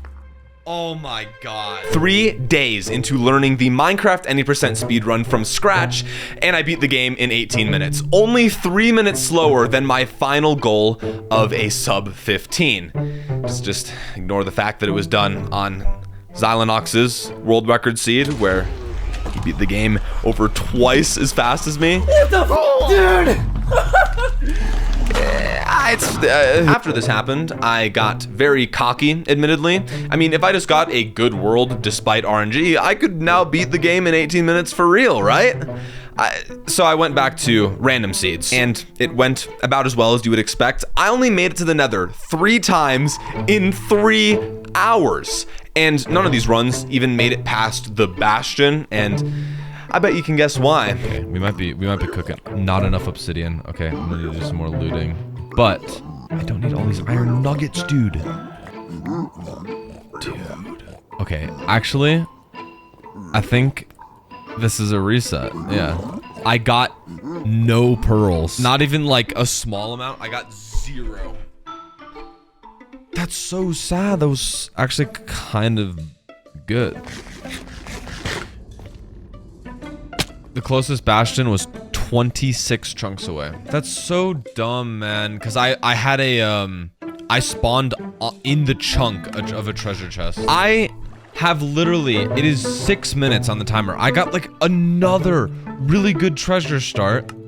And I'd spent 5 minutes trying to find a stupid lava ravine. Like, the RNG is actually so insane. I'm losing so many of my runs, not only to RNG, but to the first possible RNG that actually matters.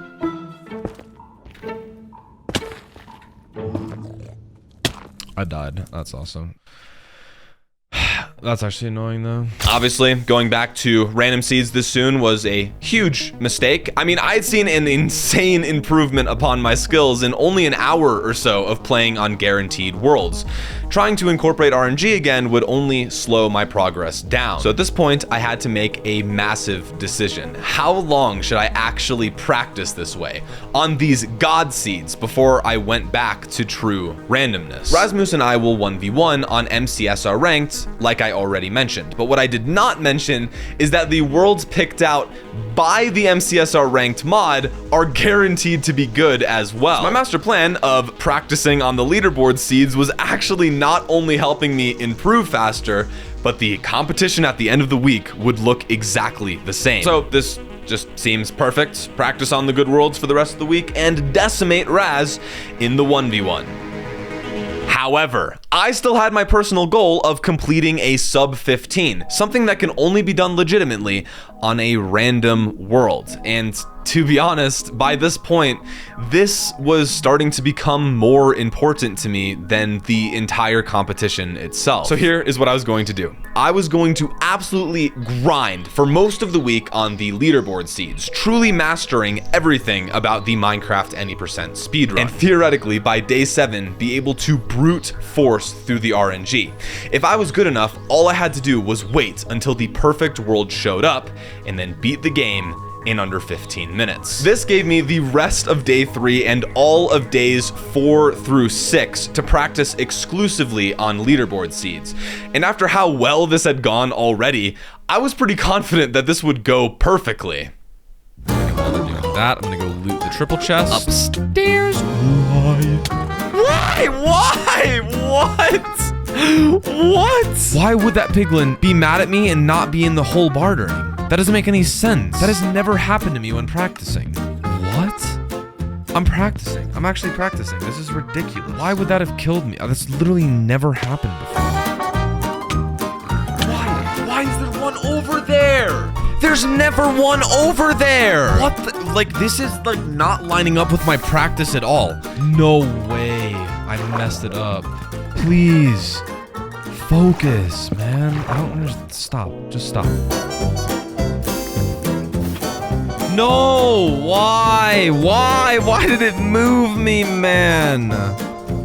God damn it. Why does it do that? Oh, it's so infuriating when it does that. God damn. Gonna health.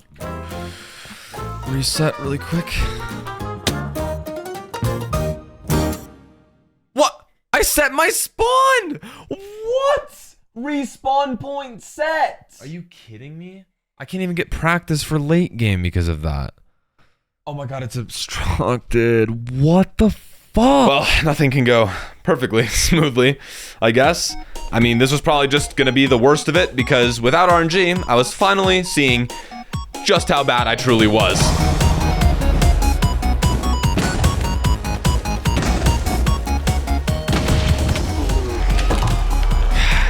At least I finished a run.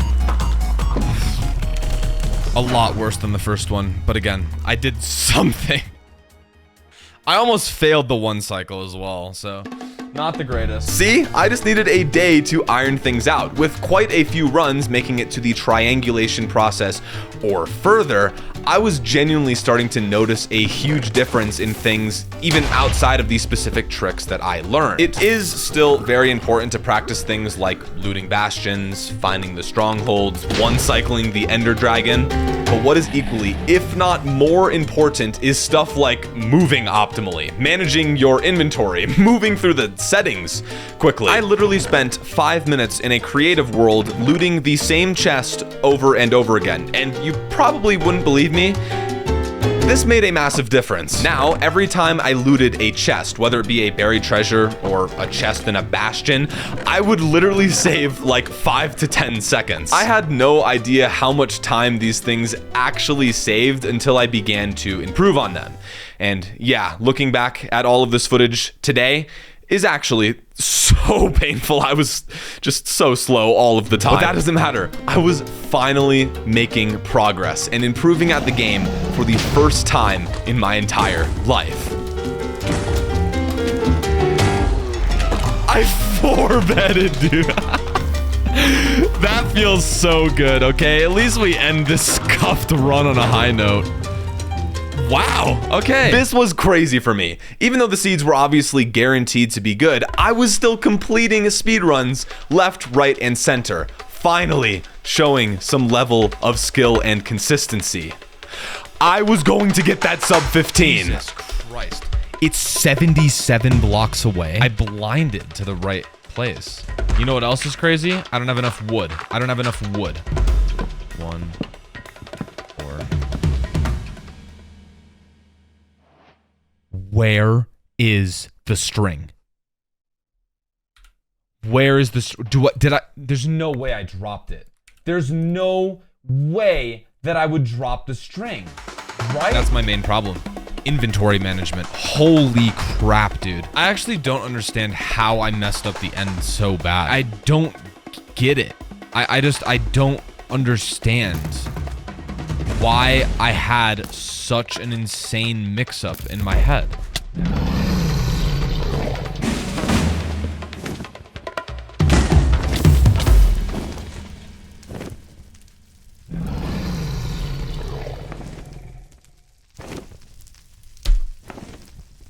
And this is why I'm not doing RSG right now. Because that was obviously an insane seed. And I threw it away. Threw it away because I suck so much. All this man does, ever, is just fireball me indefinitely. It's so annoying. Are you finally gonna purge? Please, you're over there. Might as well just make the trip while you're over there. Why? Why do you take so long to purge every time? Again!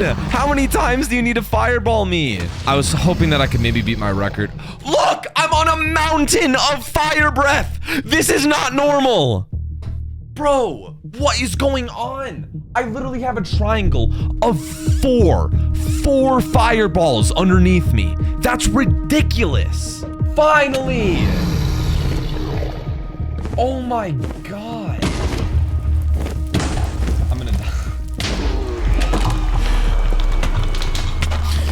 Oh my. What? Why was there one there? Oh my god. It's always the bastion, man. There isn't supposed to be a piglin that can kill me in that scenario.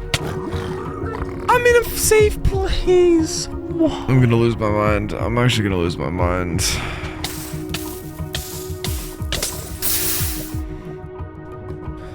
Bro, why did I do that? Why? Go ahead, we'll take care of that right now.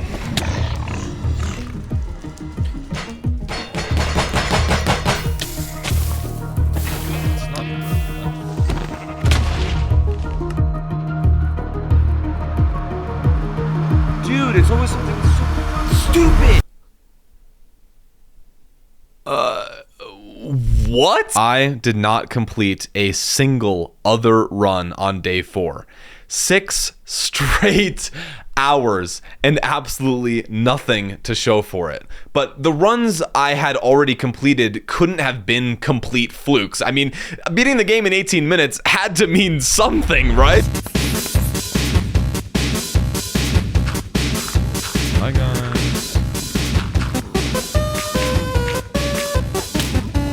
Why?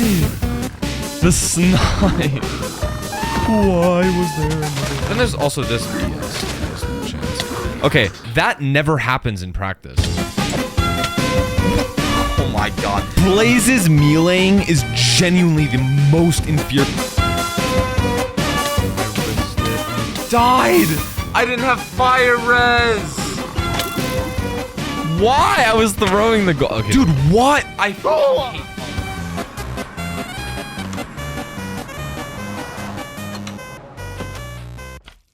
Dude, this run's just dead. There's just no portal room. Where was the portal? It was on the other side of the stronghold. Okay, this was actually just embarrassing. I sunk in another 4 hours of practice, and it wasn't until the very end that I finally managed to get another completion.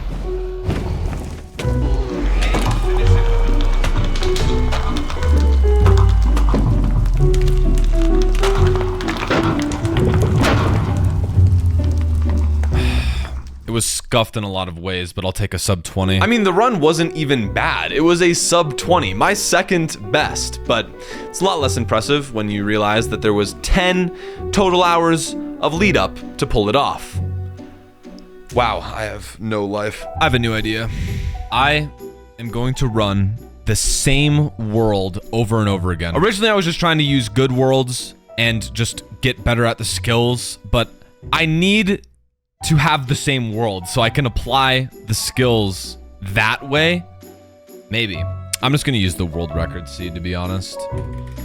The current world record being 7 minutes and 26 seconds. What I'm gonna do for today is just get a sub 15 on this world. No matter how many attempts it takes, I am going to whittle this world down. That is the current goal. My new plan was to eliminate even more of the RNG from my practice. Before, the seeds were guaranteed to be good, yes, but I was still seeing the worlds for the first time, and it was leading to a lot of really dumb mistakes. Running the same world over and over again would force me to get really good at the same set of movements, the same set of tricks, which I hoped would help me even more. Now, I was expecting to play through this world once just to get a grasp on the route, and then another 1 to 2 times to iron things out and get a fast time.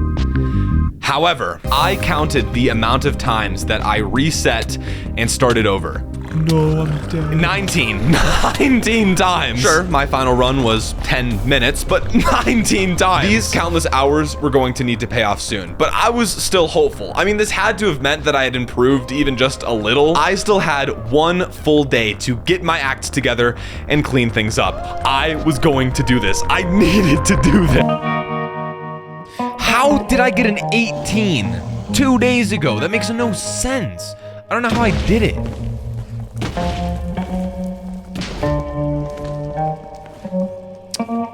Are you? I knew it was too low. I've done everything in my power. This is a fail. I've done everything in my ever-living power, and they refuse to give me... I have literally done left and right side good gap and the backup triple, and still did not get enough obsidian. That's fault. That's fault. I don't know why. Why? I don't get why It's always food that I don't have enough of. Every time I'm stuck on one heart with most of my hunger.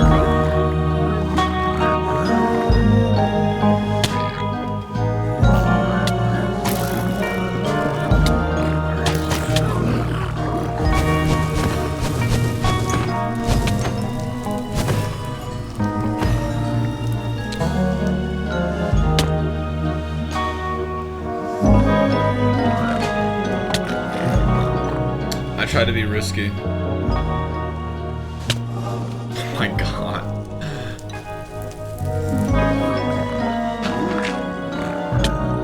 How did you hit me? They never reach me from there, man. Like I said, if my practice was like lined up and everything that happened in practice happened in runs, I'd be great. The only problem is there's so much random shit that happens for the first time ever when I'm doing runs.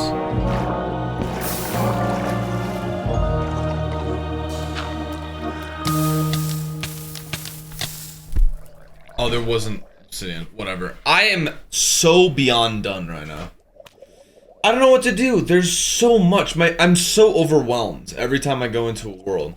'Cause there's so much to keep in mind.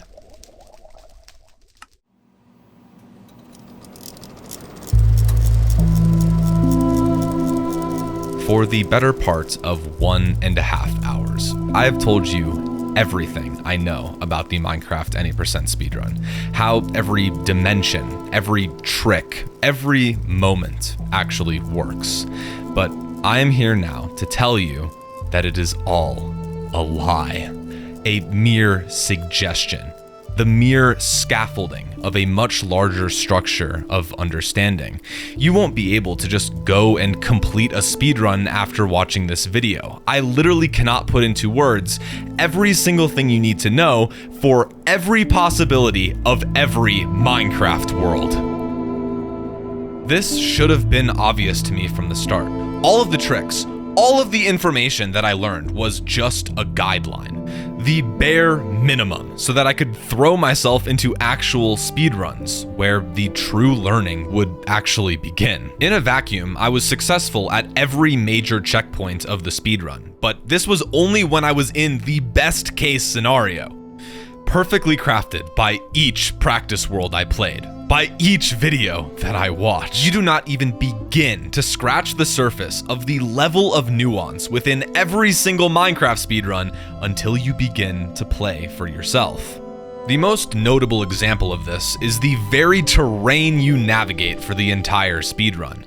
Whether to go left or right to get to the bastion, continue forward or follow that opening to find the fortress, the winding tunnels of the stronghold. Then there's everything to do with items. Remember how I said that you needed 7 iron from the overworld before going to the nether? Well, technically, you don't need any. You can make a magma ravine portal without a bucket or flint and steel. The all-important iron pickaxe? Just get iron from a bastion chest. And speaking of bastions, you don't necessarily need 60 string. You can also deal damage to the dragon with respawn anchors, made entirely from items that you also get from piglins. You don't even need 20 obsidian. You might have a diamond pickaxe to reuse obsidian, or just reuse your first portal entirely in order to triangulate. If you couldn't tell by this point, everything stems back to RNG.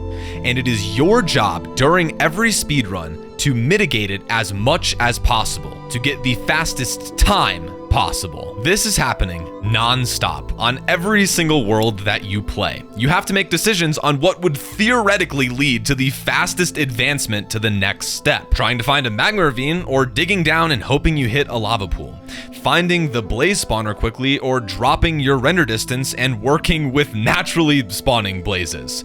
Blinding where you already are, or moving to a more optimal location for a chance to be near the stronghold. Bowing down the crystals, or hoping the dragon purchase quickly.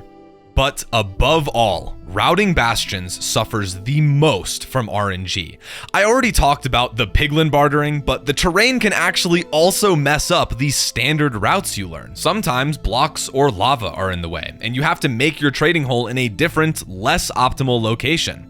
Sometimes the terrain can make piglins take different paths that you weren't accounting for, leading to an unexpected death. This is why so many of my runs went to die during the Bastion split. There's just so much you don't fully understand until you hit your head against the wall over and over again.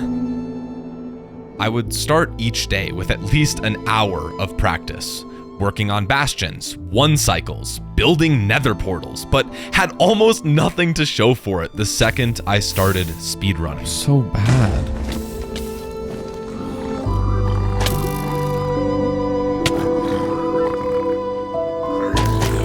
Oh! Why do I Do that! Why? you think this wouldn't be happening after 6 days? It's all game sense. Most of the time, you're just interpreting things you've never seen before to the best of your ability, making split-second decisions on what would be best for each individual world. That cannot be learned by watching a video. It is learned by sitting through thousands and thousands of worlds until you begin to see the patterns.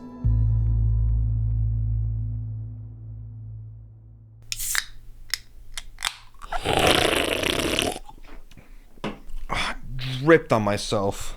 Look, dude, Tazoh pissed himself, guys. This is why I love the Minecraft Any% speedrun. It is both a new experience while simultaneously being a tight, well-optimized playthrough of the game every single time. And as the week progressed, I was beginning to learn this, but I was also beginning to learn that I would not get nearly as far as I would have hoped without putting in like 15 hours a day. Speedrunning had quickly become my favorite part of Minecraft. It was something that I found so fascinating and so fun and so refreshing as someone who was starting to get bored of the game otherwise. But I was also becoming bitter, realizing I would not reach my full potential by the end of the week. I was trying to play so far above my skill level and was failing and raging so hard because of it. I no longer cared about the competition between me and Raz. Don't get me wrong, I still thought it would be really fun, but the only thing I wanted at this point was the sub 15 to prove that I could do it.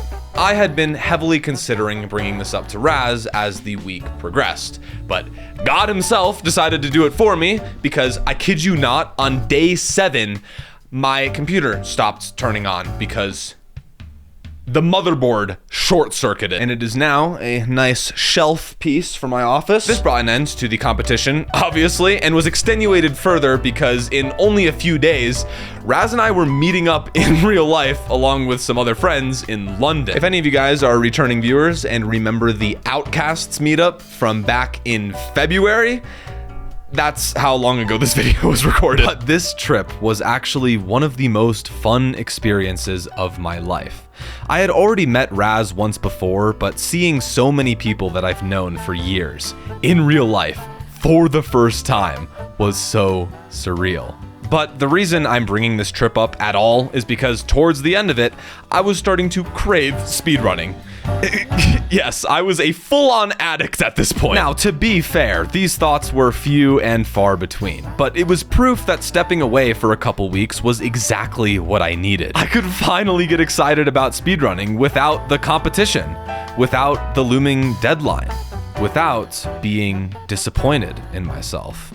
By the time I returned home, it had been 2 weeks since I last played, and Raz and I decided to call off the competition officially. I had a new goal of getting a sub 15, and Raz had a new goal of not speedrunning Minecraft anymore because he actually has a life. Okay, all that was left to do, with all deadlines finally removed, was get the sub 15. This time I would be going in with proper expectations. I knew the work that it would take, and I accepted that I was still a beginner that knew next to nothing. So my first plan was to reach out to someone that didn't know next to nothing for some advice. So say hello to the second shout out of the video, RecRap. Now, I know it's weird to shout out someone with 4 times my sub count, but it's the thought that counts, right? Now, Rec is actually very important because I largely followed in his footsteps. We both make similar content, decided to try speedrunning, fell in love with it romantically, and wanted to get a sub 15. The difference is that he went through this process an entire year before me and now had a personal best of 11 minutes and 18 seconds. What? Yo! Okay, I just have to start out by saying I finally understand why you enjoy it so much. I know, I speedrun a lot. I love it. It's hype. Here, do you want to open up Minecraft and I can show you some stuff? Just show me like how you would normally find a pie chart. What, like find find a fortress. That's okay, what I said, find a pie chart. Now, ironing out my skills was very beneficial, but this call with RecRap had one very important outcome. He forced me to play through an entire random seed. Wait, we might have yeah. Oh, there's the snap.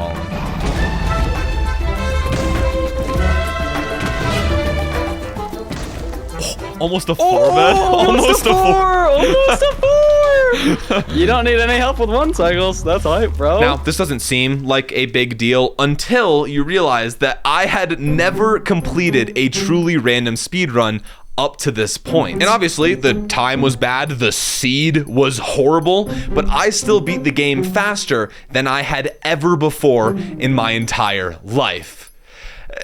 Except I didn't actually. Messed up the triangulation. Had to teleport to the stronghold.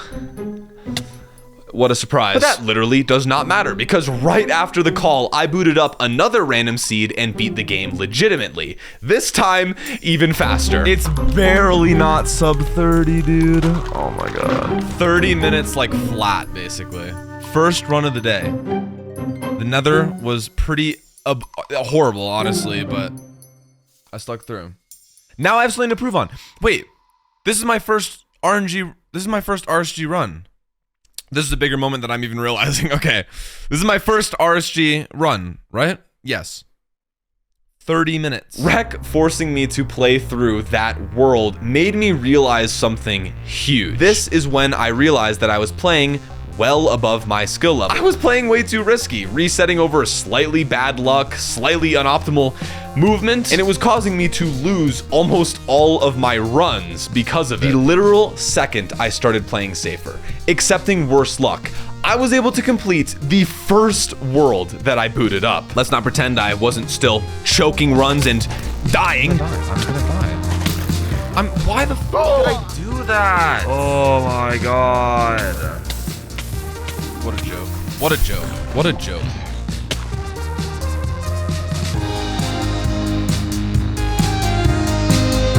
But this was my breakthrough. The most valuable thing I had learned yet, hands down. Stop trying to play better than you are. Knock that ego down a few pegs, dumbass. It was finally time to start taking speedrunning as seriously as one can. So I decided to set up the wall. Literally everyone running random seeds uses the wall because it allows you to reset multiple worlds at once and get good spawns more often so that you can actually play the game. And I feel the need to say this because it broke my entire worldview. I always thought the wall was just like a mod. I mean, you probably thought that as well, but no, there is actually 12 instances of the game open at the same time in order to pull this off. If my motherboard hadn't short-circuited yet, this would have been sure to get the job done. Anyways, after all of the work I had put in over the course of a week to completely learn the Minecraft any percent speedrun, it was finally time to start exclusively playing on random seeds and achieve the sub 15. You probably thought I was about to show you an epic and final montage where I battled against the odds and my inner machinations before I finally managed to get the job done. But no, this video has already taken so long, and get ready for this. It took me 58 hours over the course of 10 days before I finally managed to do it. You can do the math on that one. I will nominate a single clip out of this massive amount of footage only because I almost got a sub 15 18 hours in, only on day 3, and I lost because I didn't have wood planks for the beds.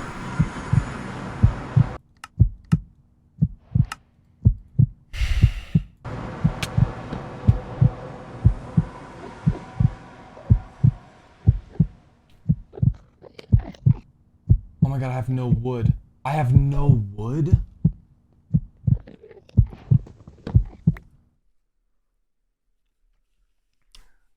Is that real? Is that real?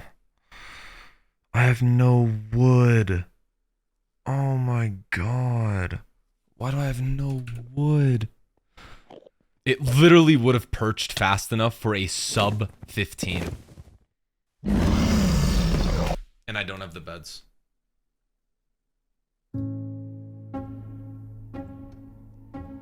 $15 planks. I was 15 planks of wood away from a sub 15. But this failure was nothing but fuel for the fire at this point. Okay, I was so determined that I was now putting in 5-hour shifts, 7-hour shifts, just trying over and over and over. And finally, after 40 more hours of trying, this happened.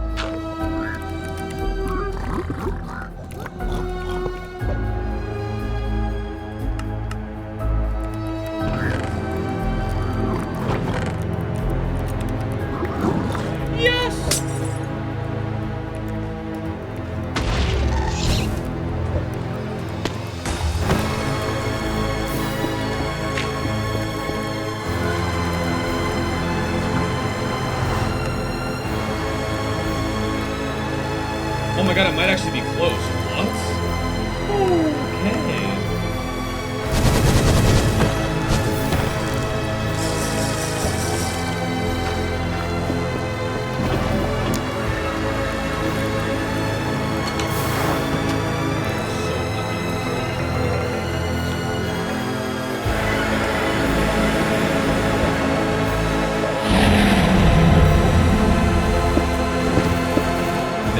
For the dragon to perch.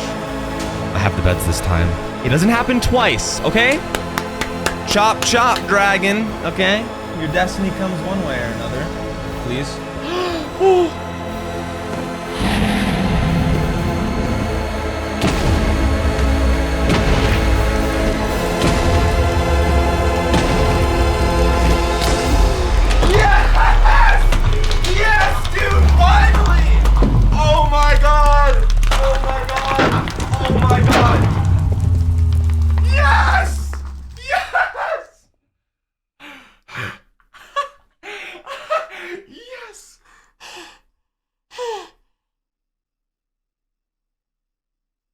The nether was trash! I'm actually getting good! That nether was so much worse than the run that I almost got 15 on. Oh my god. Yes! That's only twice the time the world record is. Isn't that insane? I mean, that's still crazy to think that someone beat the game in half that time, but 13 minutes and 50 seconds.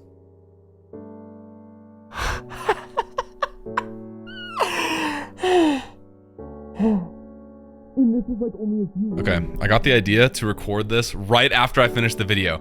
I just put in the final edit of the entire video. Welcome to the end. I can't believe that we are here. Thank you so much for watching this video.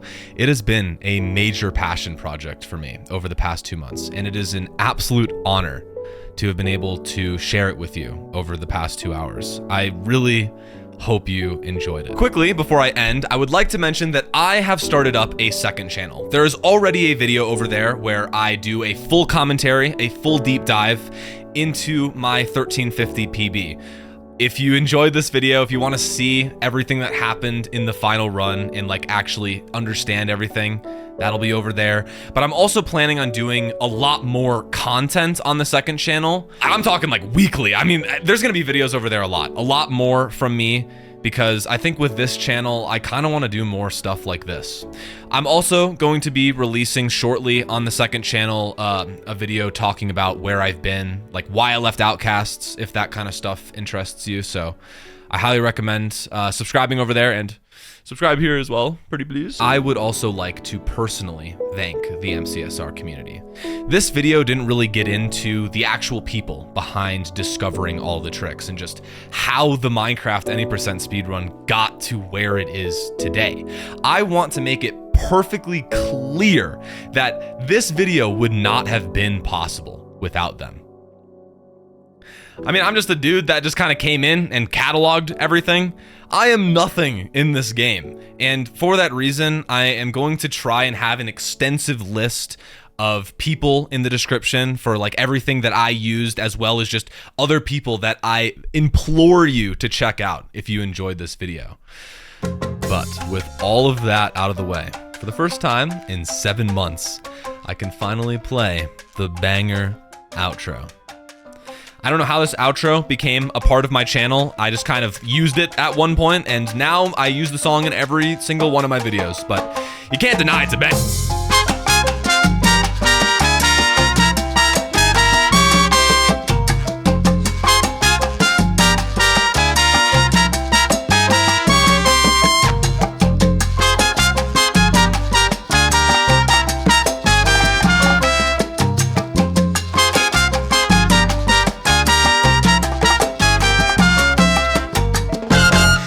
Open the end portal and finally enter the end dimension.